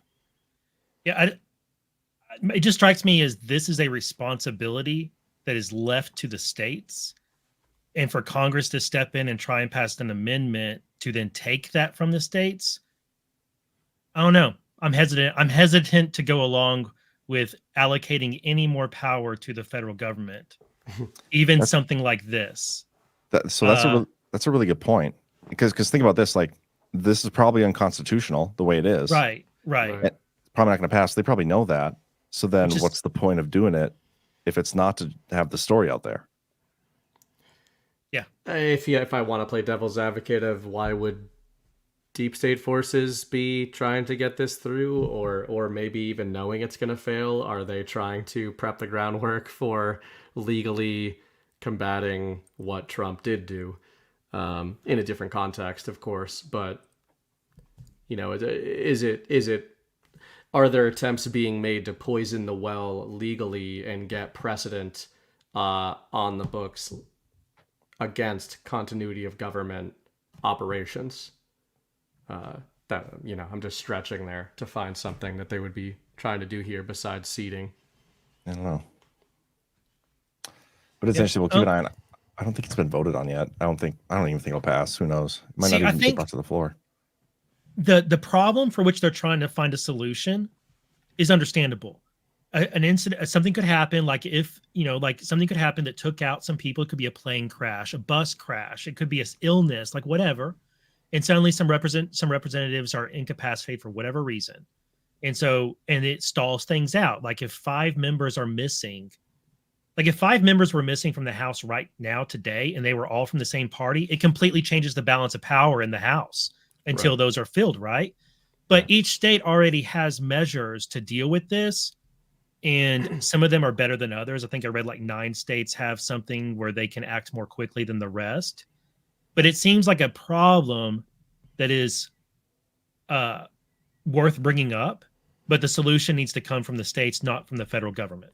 Yeah, because ultimately it's about, this, who is not being represented. Yes, it's the American people, but to your point, it's the your given state is not currently being represented to its maximum power. So that's on the state to send your representatives, pick your new representatives or deal with this so that like you said, it's not the federal government inserting some sort of proxy power in place of the state representative. Okay, I found something weird now. Okay, this story came out September 19th, like 4 or 5 days ago. The bill was introduced on March 7th. Mm-hmm.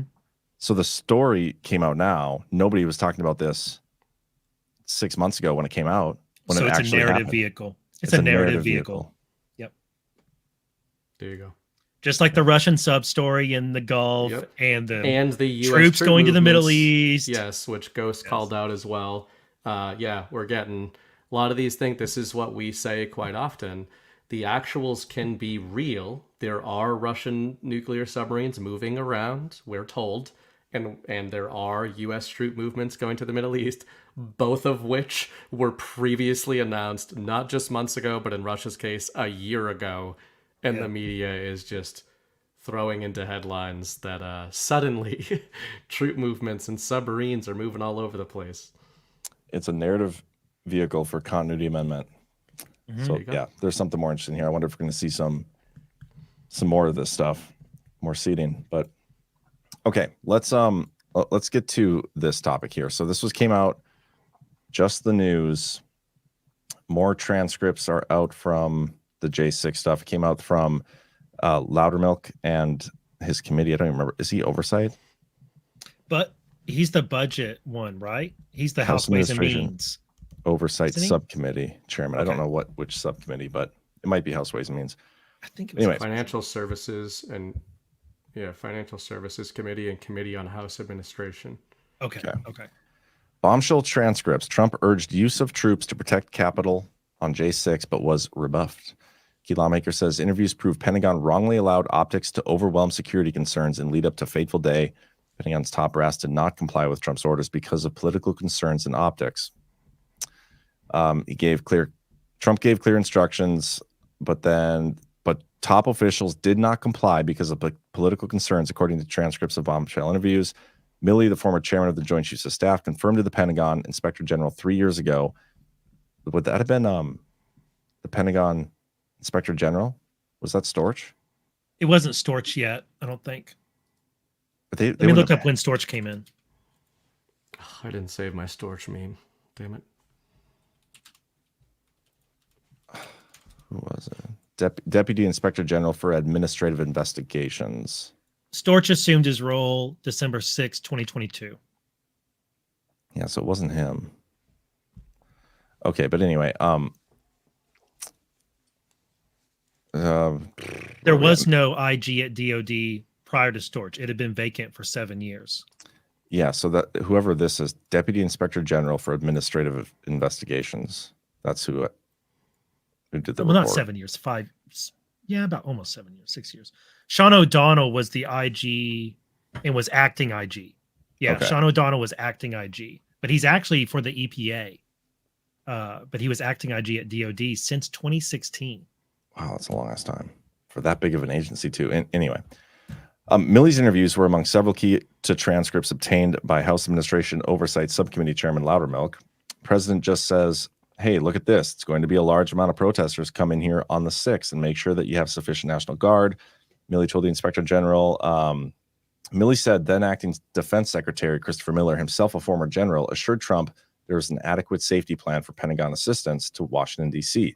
Miller responds by saying, hey, we've got a plan and we've got it covered. And that's about it, Milley recalled. Milley confirmed a second time during the interviews that Trump was clear in his wishes. It was just what I described, which was, hey, I don't care if you use the Guard or soldiers, active duty soldiers, do whatever you have to. Just make sure it's safe. And then other transcripts gathered. Hold on, I want to find more. There's another spot here. This one. There was absolutely no way I was putting U.S. military forces at the Capitol, period, Miller told the Inspector General during his March 2021 interview. Miller said officials instead used an interagency process, but they're basically like what this article is implying is the security failures show civilian leadership at the Pentagon admittedly openly that they would not comply with Trump's wishes. They're trying to like paint what Chris Miller said and Milley said in a bad light. I'm not all the way through Milley's transcript, but Chris Miller's is like, it's pretty interesting, and I think it's the opposite of what they're saying. Yeah. There's a section in here even where Milley's like, or not Milley, Miller is like, you guys are actually holding this event here? Like, what do you do? Why are you doing this at all? You shouldn't be doing this. But I'm going to go through a couple parts of this, and I think we'll have some stuff we can riff on here. Okay, when you saw that, did you think, oh, DOD might need to do something at the Capitol? And this is pretty devilly. So take a listen. There's absolutely no way I was putting U.S. military forces at the Capitol, period. And this is why we had on whatever it was, January 18th or 19th, where Flynn, Giuliani, and Powell were at the White House. And the story was that they had briefed, I don't know how, if this happened or not, but I'm just telling you what factors were going on with my decision-making. By the way this transcript reads, like it seems very accurate. There's swear words and stuff, but it's like how he's speaking. And so I'm just going to read it word for word. And the story was that they were pushing the president to declare martial law and use attorney forces to redo the election. That, of course, was troubling to hear.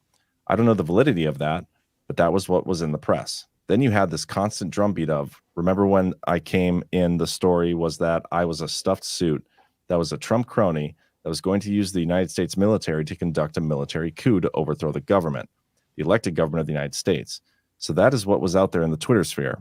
That's what they were talking, right? So that's number 2. Number 3, 10 former secretaries of defense, whatever week that was before, write a letter to the Washington Post, basically a letter to those of us in the DOD, cautioning that they were concerned that I was going to use the United States military in a way antithetical to the Constitution. So we had those elements going on. There's also a strong feeling because I based from the congressional leadership that the military was going to be misutilized and was a coup for us.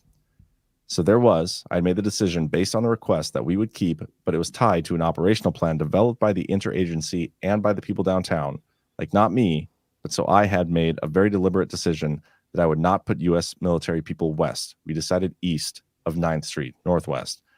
I think it was northwest, I can't remember. And the reason for that was I knew if the morning of the 6th or prior, if we put U.S. military personnel on the Capitol, I would have created, the greatest constitutional crisis probably since the Civil War, because that would have been interpreted by the press, by the punditry, but most importantly by the elected officials on the Hill as an effort by the Trump administration to influence the Electoral College count.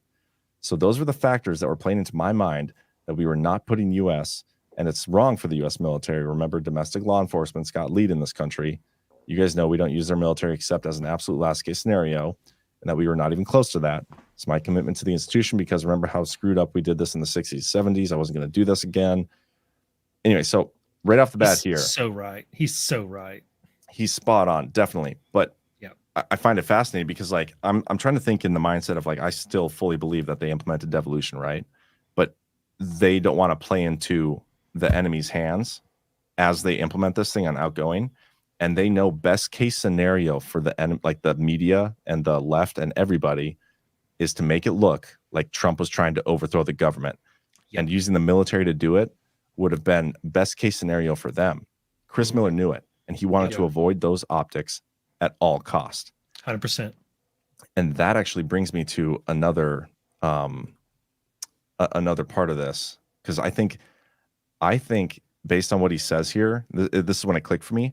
The bomb threats that took place on January 6th were an effort by the media, the left, the Democrats, to get those optics because they wanted the military to come in, and they were using the bomb threats to do it. So listen to this. Yeah, exactly. That's like classic military or DoD thing. Like you've got all right, wink, wink. You get paid to make decisions on the ground based because you're much closer. You don't want me sitting there watching the news and getting phone calls, getting yelled at by everybody. You're on the ground. You have better comms than I do. You have the ability to deploy your QRF if you think it's necessary. But ideally, the other factors that are playing into your decision here, my decision making at the time are, holy shit, first off, there's bombs. It was first reports are always wrong. Number one fundamental thing, first reports are always wrong. So, and then the concern is two things. One is not is this a ruse, but all right, is this a setup to do something really bigger someplace else? Then you have the flipping bombs, this bomb scare. You're like, there's a lot going on. Don't commit your reserve until you know what the heck the situation is. Number two is I'll guard everything within the limits of my post and quit my post only. Okay, and then it goes on and on. But they're talking about this QRF that they had off site and why they didn't bring it in. Yeah. But the way he's talking about this, it makes me feel like those bombs were to try to get the military in to get those optics. I don't know if you guys want to go or on to that. get, I can see that, or I can also see to bring that QRF. By the way, QRF is Quick Reaction Force that was staged by DOJ at Quantico in Virginia, not too far away. And it's like the hostage rescue team and some other law enforcement entities. They're special ops law enforcement. Well, the QRF he's talking about is different. It's the. He's not. Are you sure? Yeah, he goes into it. I can. Okay. So he's talking about the military component to the QRF. See, I could see the bomb thing being used for that, but I could also see it being used to pull in that QRF that DOJ set up at Quantico. Yeah, to pull those resources there, which would pull law enforcement resources away from the Capitol, thus allowing the Capitol breach to proceed. Right. What did you understand at the time 1504 was going to happen with the QRF? Do you know where the QRF was? Launch, I assume they were. Well, I knew they were at Andrews, and everybody was like, why would you put them at Andrews? Well, because remember, one, they're air assets, and I didn't want them sitting on trucks and having to move through streets. You wanted to have air assets, and it's redacted. So you're like, be near air assets. I did not know exactly where the QRF was at that point. And remember, there were only X people. Everything was, oh my gosh, why did it take so long? And then it goes into that. But yeah, they're at Andrews. And there's another part in here. Oh, shoot, where was it? Let me see if I can find it. Because the QRF stuff was pretty interesting. Because he was talking about big picture stuff and like how he wasn't trying to like worry too much about what was going on at the Capitol because he knew there was an Iran threat that he was monitoring, and he was wondering if they were going to do it elsewhere. See, his statements too about not wanting, having pre-decided that he was committed to absolutely not putting military on the ground. The points he made about media framing and everything that Miller says makes sense, but in the wider context of not just devolution, but why you would need to implement devolution when you're dealing with an insurgency in the U.S. government and media, Miller's statements at this time also read as game theory of like, you can read that stuff, and even if you understand as a normie that he's trying to avoid optics of a military takeover or a coup or something like that, it still reads a little bit strange. But if you add in kind of devolution framing, game theory framing, it makes perfect sense. They knew this stuff was going to be baited out there, and they already had their moves or lack of moves. They already knew what they absolutely were not going to do, which implies that they knew what was coming on that day as well. Well, I think this might be, I never knew that there was a military QRF. Yep. So that means that DOJ had a QRF ready to go 30 miles away. Yeah, their own people. With Black Hawks, like ready to deploy via air to the Capitol. They eventually did go to the Capitol and help clear it out later. But the military also had a QRF. That's in addition to the 10,000 DC National Guard troops that were pre-approved, right? Yep. So that tells you that DOJ and Pentagon were gaming out and preparing for things to really go sideways on J6. Mm-hmm. And looking back, it even is more of America. Like it even makes you look back more and be like, wow, things really did not go near as sideways as they thought it might, because both of these teams got bored sitting there waiting to get called into action. And then one of them came in after everything had happened and just did a walkthrough. Well, let me point out two things, because this has to do with Iran, and then what you're saying, like they set up Chris Miller. Like Chris Miller asked a million times, like, hey, do you have everything you need? And like, oh yeah, we got this. We got fences and all these things. And then he talks about how, they're like bicycle racks that were used as weapons against them. Like, what kind of fencing is that? But anyway, so this has to do with Iran. They ask him, what were you doing on the morning of the 6th? Working, doing my thing. Intel brief. You've got my schedule. I can't remember what I was doing. Remember that we were also very focused on the foreign threat. Soleimani, this is the transcript spelled wrong, but Soleimani was killed the year prior. There was a lot of concern that there was going to be retribution. So pretty focused on that in the morning. I don't know what else I was doing, but that's interesting. Iran is still trying to get their revenge. Remember one of the things that came out of the post the debriefing and the changes to DOD after Jan 6 is a change to handling the nuclear football, because the nuclear football, the DOD IG determined, was under threat on J6. And there was a plan by hostiles to steal the nuclear football. And we haven't ever really gotten a really good explainer of what that was, who was behind it, how far they got, how DOD became aware of it, like all of that. That's a good point. That's another thing with that QRF force at Andrews. I'm like, were they there in case this op to steal the football really did develop? Was that team there to jump in, take the football, secure it just in case? I don't know. That's interesting that they had that force there. Yeah, you should read this transcript. Here's the part with the bike wrap. So he's like, there are other people wrapping those people, Homeland Security, Interior Justice, FBI. So we're like, fellows, y'all are really going to have a freaking allow a demonstration? The chairman kind of did this. I'm paraphrasing. A demonstration on the Capitol grounds. Well, that's their constitutional right. We're like, how do you cancel that? Oh, we wouldn't do that. Because our recommendation, I'm telling you, our recommendation was, I'm going to be very blunt.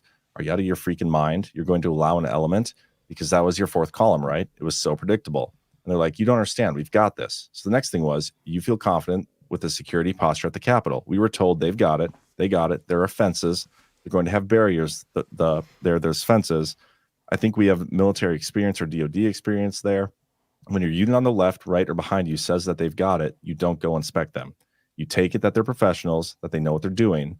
So, of course, when you see the TV that day and the barricades were flippant bike racks that they used as weapons against the cops, so we recognized that there was an issue, potential issue at the Capitol. A queries about, hey, you good? Do you think we got it? We got it. At that point, I'm like, got to trust the other elements. So it wasn't DOD fault. Like, they set them up. They have the military there around there, but we got this. They wanted the narrative.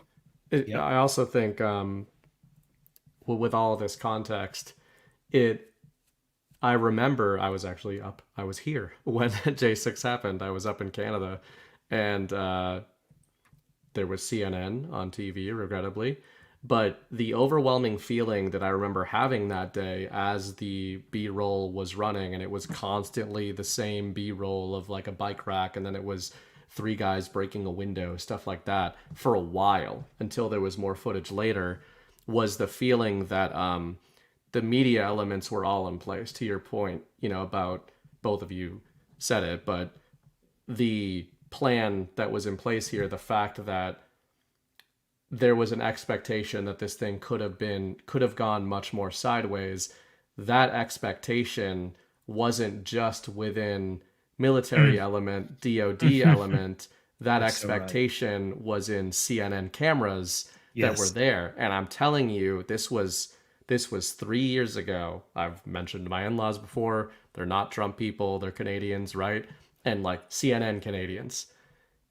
You got to remember, this is the height. Canadians. Yeah, this is the height of COVID hysteria. If you're plugged into that CNN machine, and they hate Trump. And when that footage was rolling all day, my mother-in-law was like, I don't understand why they're making this such a big deal. Like, she was looking for something to be like, he's Hitler. And it was just the same footage over and over of nothing much happening.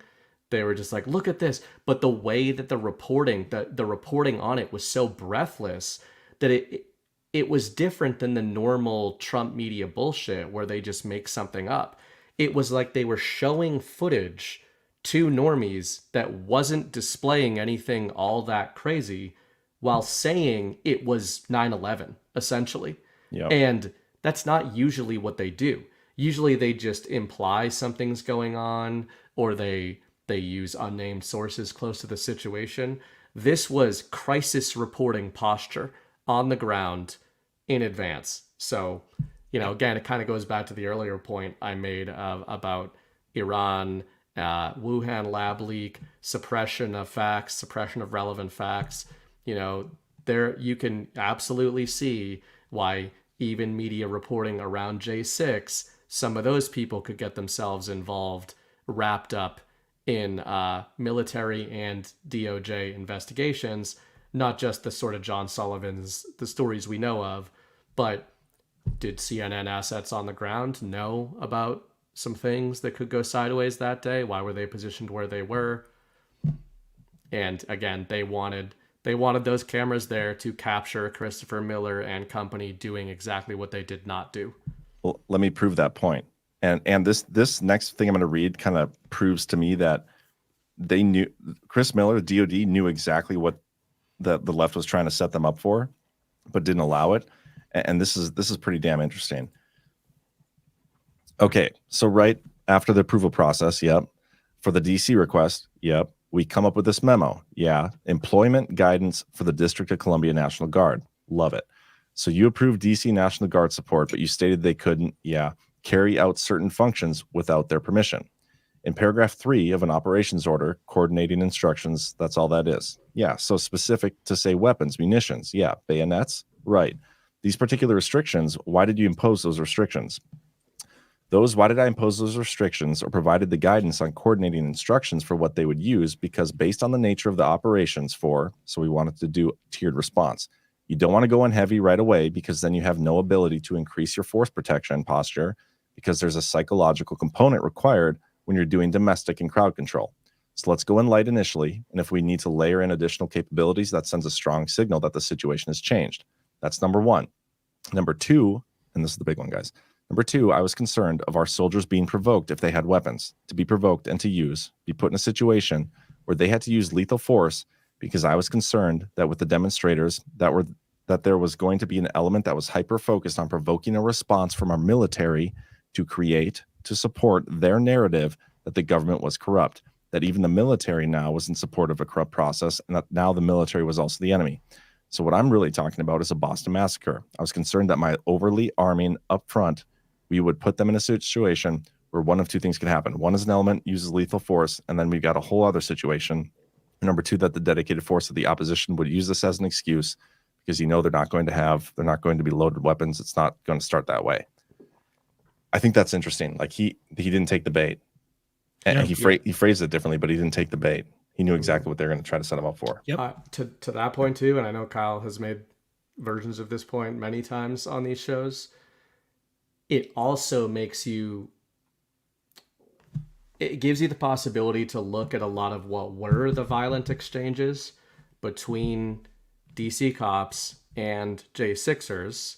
Even though this makes people upset, I'm not saying every single person that got wrapped up in J6 was a bad guy or a plant, but with everything you're reading there from Miller, everything he knew was potentially on the ground, the fact that the media was positioned where they were, the fact that this was clearly a trap.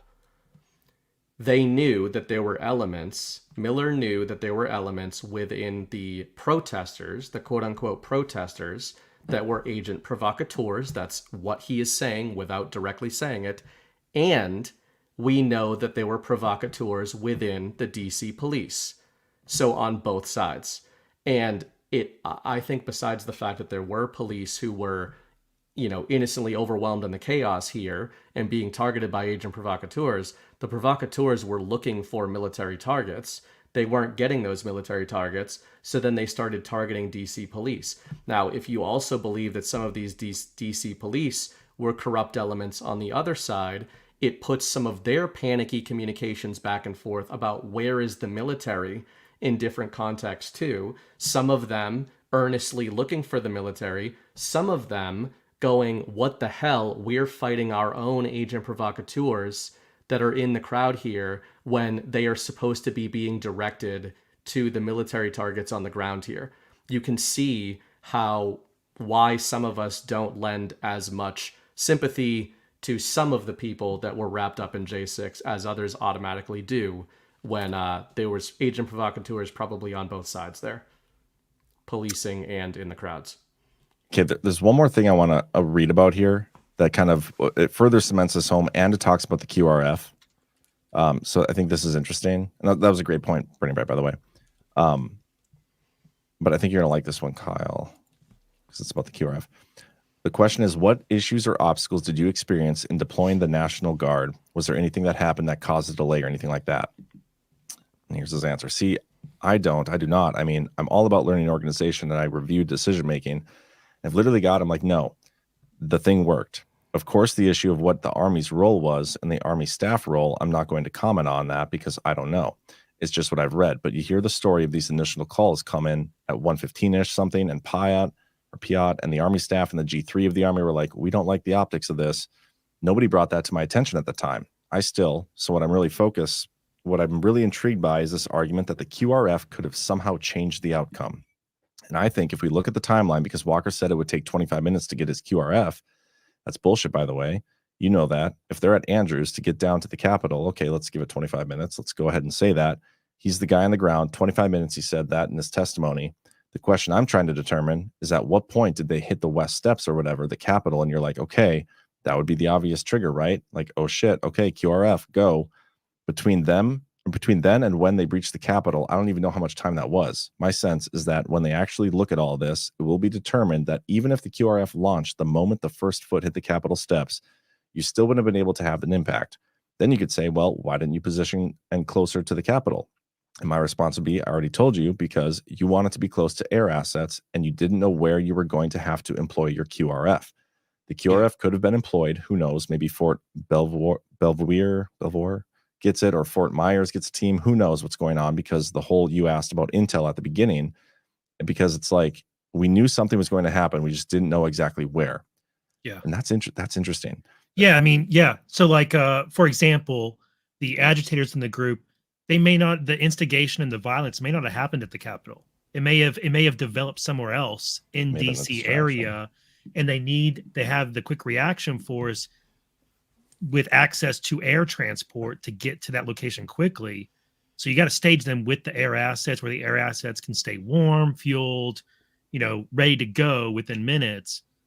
I think the point he's making there is spot on, that if Miller had deployed the QRF exactly when the first boot hit the ground, as soon as Ray Epps whispered in someone's ear to knock over a barrier or whatever, the joint session still would have been interrupted.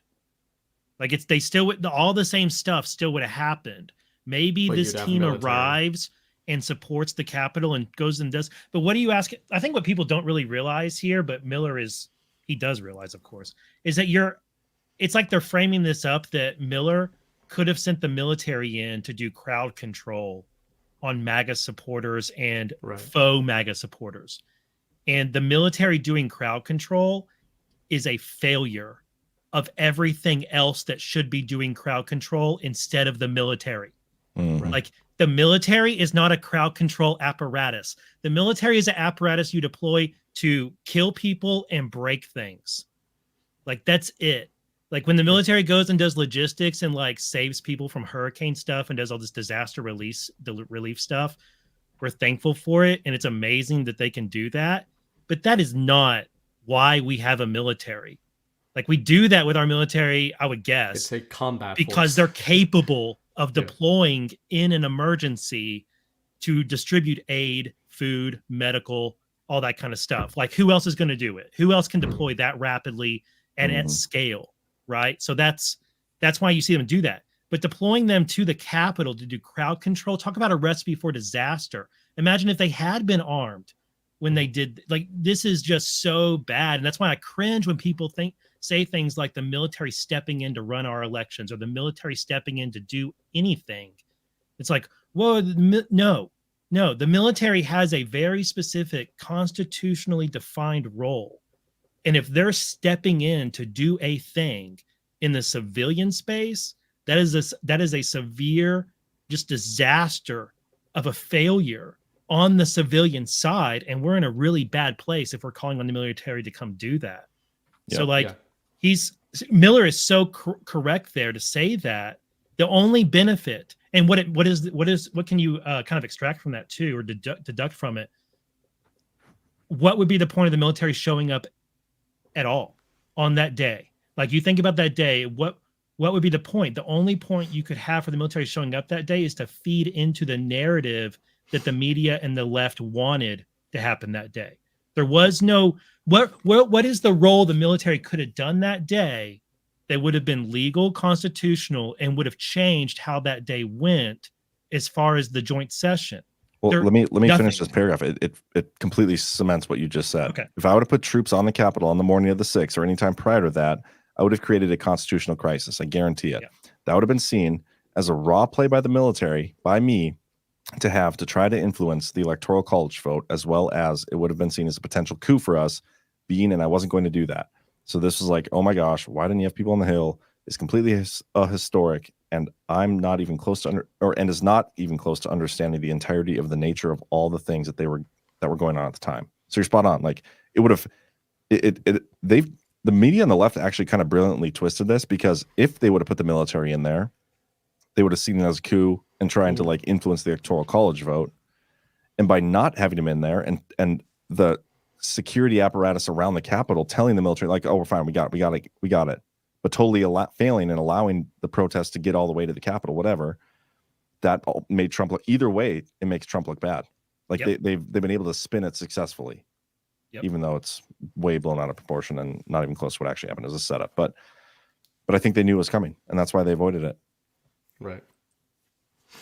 Dude, looking back on it, it looks more and more to me like one of the things that was done at the Capitol that day was that they opened doors to stop people from being crushed up against them on the outside, and they let protesters come in to like depressurize the outside once all the Congress people and the vice president had been secured. They let people come in and tour and trespass, and then they escorted them out. And then that was it. Like, instead of fighting it and like potentially causing more harm to civilians that were there, I think we're going to look back and see that they kind of like opened things up to relieve pressure in the crowd. Yeah. And then let it flow, and then it dissipated on its own in a way. Yeah, and I think that I think we're going to look back on J6 quite a bit differently from the way that the media presented it to the American people, and the way it's going to play out this year. The way it's going to play out this year. Be different. And to that point, Kyle, I was going to say earlier, but then forgot about it. Miller was the one who we're always talking about, who said, when the full truth is told about that day, right? Mm-hmm. Paraphrasing. So, this is part of that context. To me, making a statement like that when the full truth is known about that day, you're not saying that because you're trying to you're not only trying to exonerate Trump of responsibility of the events of J6 and dispel media narratives. You're speaking as the SecDef at that point in time and saying, yeah, there were threats going on that day. There were reasons that we didn't call the military in. And he's also saying a promise in that statement when the full truth is known about that day, implying that it will be known about that day. And John, earlier you referenced the Boston Massacre, and I think that's a good analog there. That is what the media apparatus were stationed there to catalog. Yeah. They were there to provoke a response. And yes, most U.S. military are good guys and everything, but to Kyle's point, that's a combat force. When you put a combat force in a zone and respond, especially if it's a quick reaction force, you are putting soldiers into a kinetic and threatening environment. And this is the thing that I think most of our audience has kind of grown up enough to be able to have these conversations. But for a while, a lot of MAGA would be talking out of both sides of their mouth by saying, it wasn't MAGA that was violent on J6, it was agent provocateurs. Meanwhile, agent provocateurs dress as MAGA to commit acts of violence to blame on MAGA, right? So, like, not understanding that a lot of the people that you end up defending are the literal Fed boys that infiltrated MAGA in order to make MAGA look bad. Like, it's just the height of retardation that still exists in large swaths of the MAGA audience, unfortunately. And I think that what I hope is that when we do find out the full truth of that day, people get to have their cake and eat it too and go like, oh yeah, see, I was right. It wasn't MAGA that was violent, just like we've been saying, just like Trump has been saying, but there were a lot of people that were actually there to provoke and commit violence. It's probably just the ones that people are sending GoFundMes to who were also taking paychecks from US Intel, is what I'm guessing. And media organizations, some of which we know for a fact. Yeah. Yep. Anyway, guys, let's get to the rants. Unless there's anything else you guys want to discuss. I think we solved everything. Just rewatch the Dark Knight trilogy. We're a little light on the rants, guys. Maybe we need to start like talking like Alex Jones and just like every couple months say like, hey, they're finally shutting us down.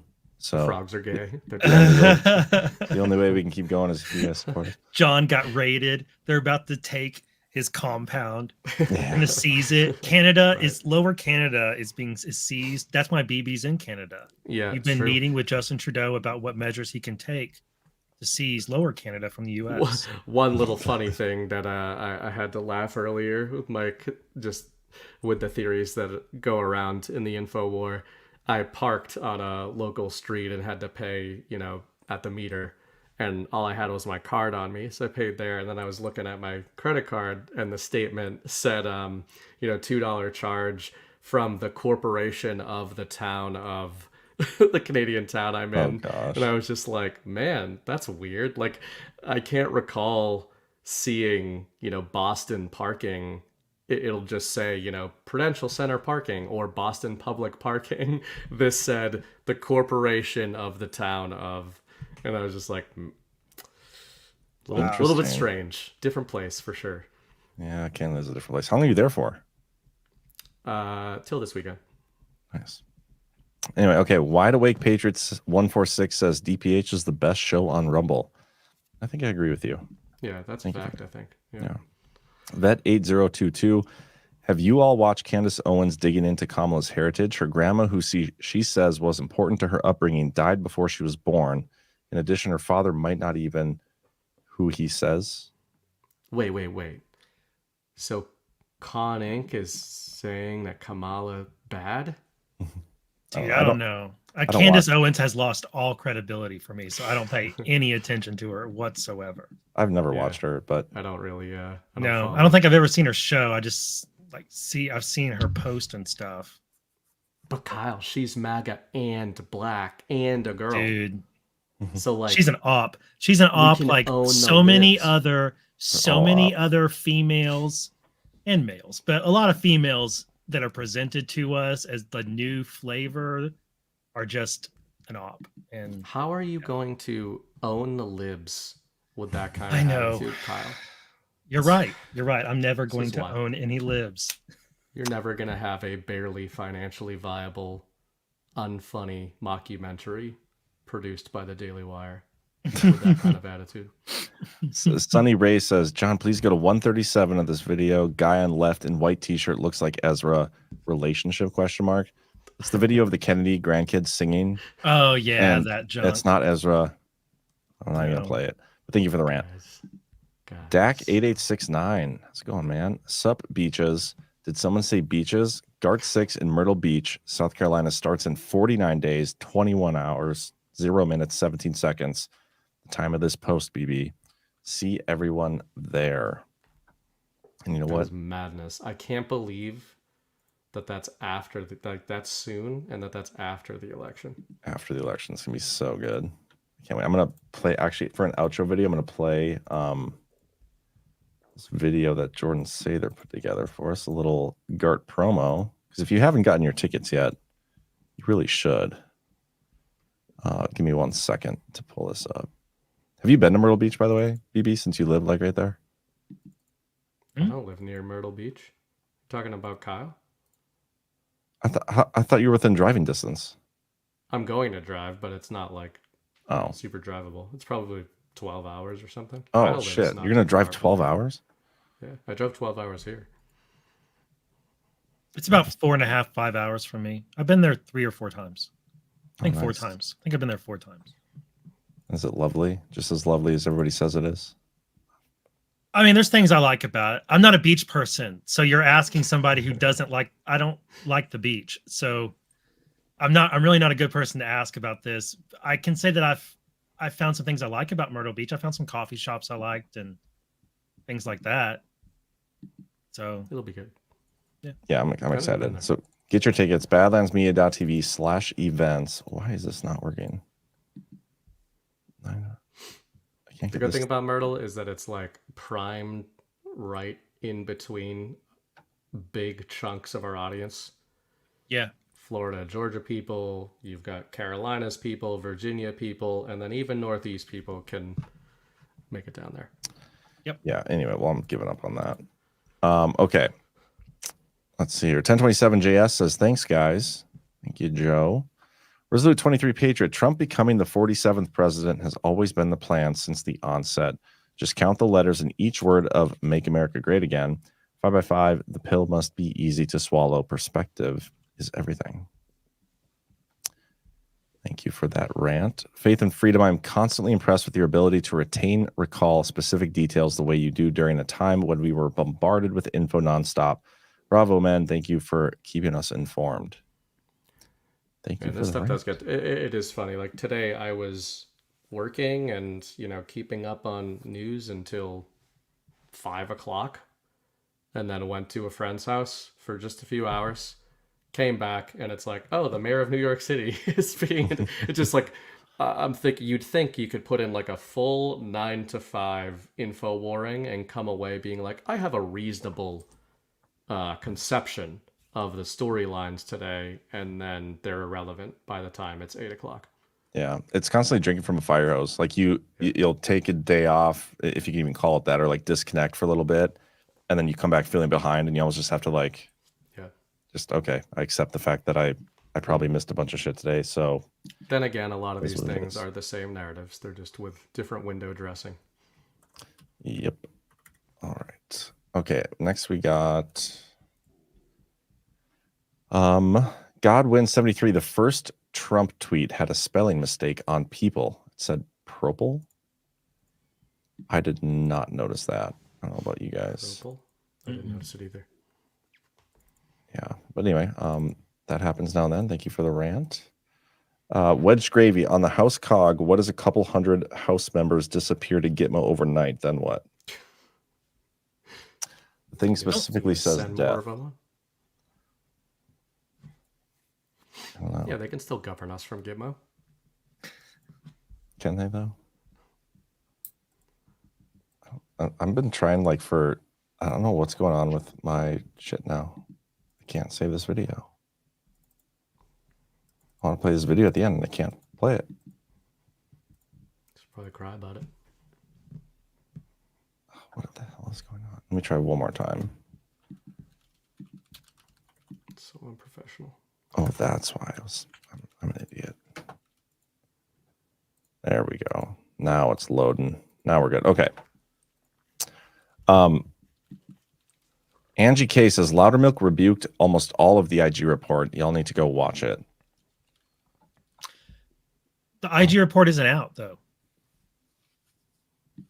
Yeah. How could Loudermilk refute it if it's not out? Like that was the whole. That was like the big story coming out of the hearing today. I thought was that it's not going to come out until it's not going to come out until after the election, and MAGA was mad about it. That the report's not coming out till after the election. But of course, if the report came out before the election, the same people would be mad about that because they would say that IG Horowitz was interfering in the election by releasing the report before the election. Yeah, but since it's coming out before inauguration though, right? Yeah, but since it's coming out after the election, people are upset about that because, I mean, we got to have something to be upset about, right? So, anyway. That's true. Gator Rob. I'm so mad. That IG Horowitz. He's always mad about something. It's just life. Great job as always, guys. From Gator Rob. I've been watching for years, even before Badlands, and things are really coming together. Y'all did such a great job of working together tonight. Keep digging. Thank you for the rant, Rob. WTBY free. Great show, guys. Did you see Hillary's post about the best is yet to come? Interesting choice of words. I did see that. Not. Oh, man, you missed so much. I know. Julie JN, thanks for all the information, gentlemen.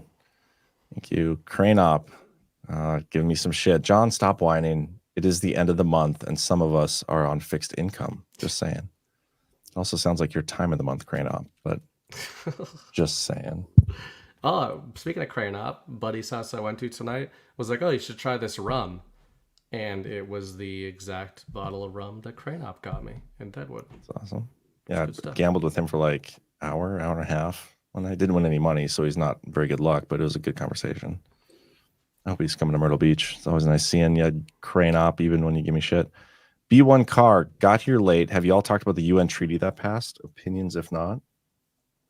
At the pandemic, they couldn't get it through as a treaty, so I think it's like it's not technically a treaty, it's something else, but it's basically a treaty. I'm not putting much weight into it because it's totally unconstitutional. If they try to use it, Congress should have, like, if that gets challenged at the Supreme Court, it won't have any legs because Congress didn't approve it. I will say it's hilarious watching that this is NATO, not necessarily UN stuff, but watching the media spin Putin's nuclear rhetoric when they're even having a hard time with it, when he keeps just reiterating that if we are attacked, we will respond. Yeah. And they're like, this freaking madman. How dare he say this that? absolute madman is talking about using nuclear warheads if he's attacked by NATO. It's like, well, this is what it is. Ronnie79, Alex Jones called everyone on a bullhorn on January 6th to go around to the front of the Capitol. Yeah, that's why other people that work for him at the same time said something else, I believe. And now, if you don't, I'm not even going to say it. Black Hat Destroyer says, I think you're right, Kyle. Candace O was suggesting for Trump to dump J.D. Vance for Massey for VP the day after the second assassination attempt in order for Trump to stop getting shot at, for reasoning.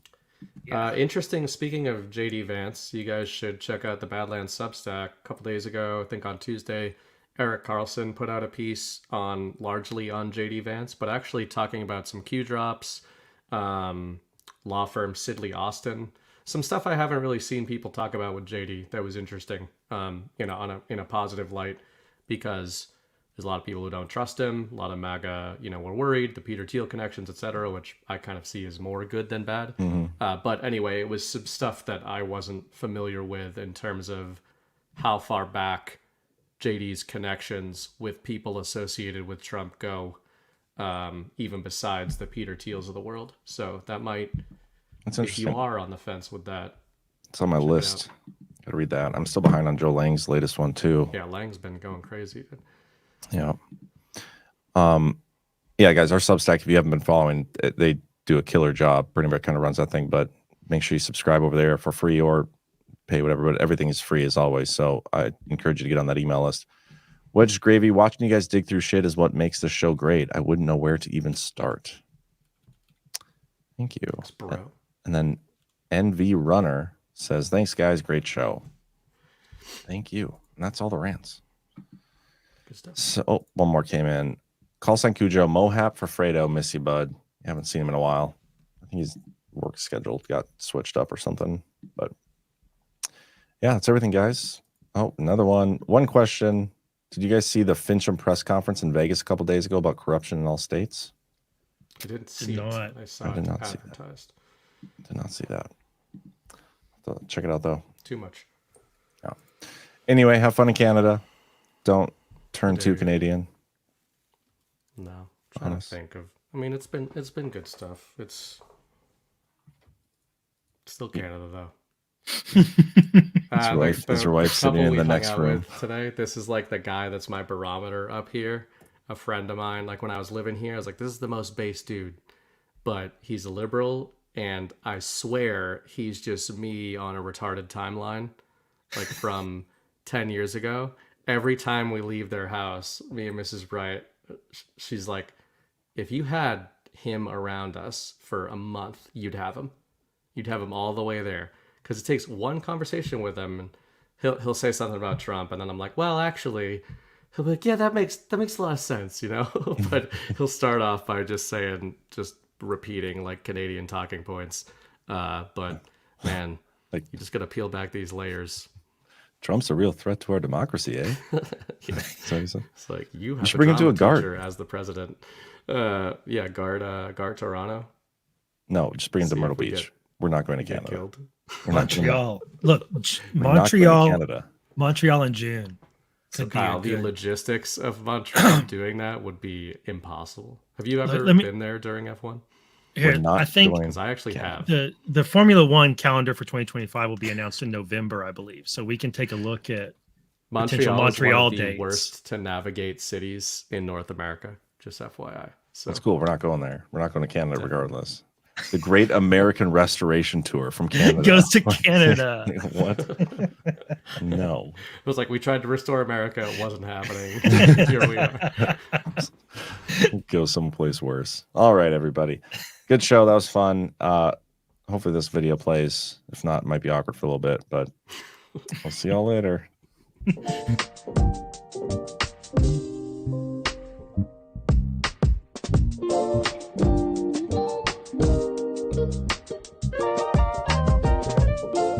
this is my first GARD. I've done virtual for all of them, but this is my first in person, and GARD has been a wonderful experience. It's amazing. We have so much fun both during the panels and afterwards. It's just a wonderful experience. Everybody's so kind and loving and friendly. At first, I never thought I'd go to a GARD. I didn't know, but after seeing some virtual stuff and seeing all the people in the chat there, once again, it's just community, and you just feel comfortable here with everybody and meeting all kinds of nice people here.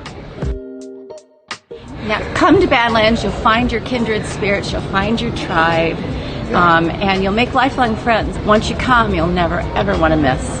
Yeah, even if you're in a commie, wasteland like we are. Especially when you're in a commie wasteland. Awesome. Thank you, guys.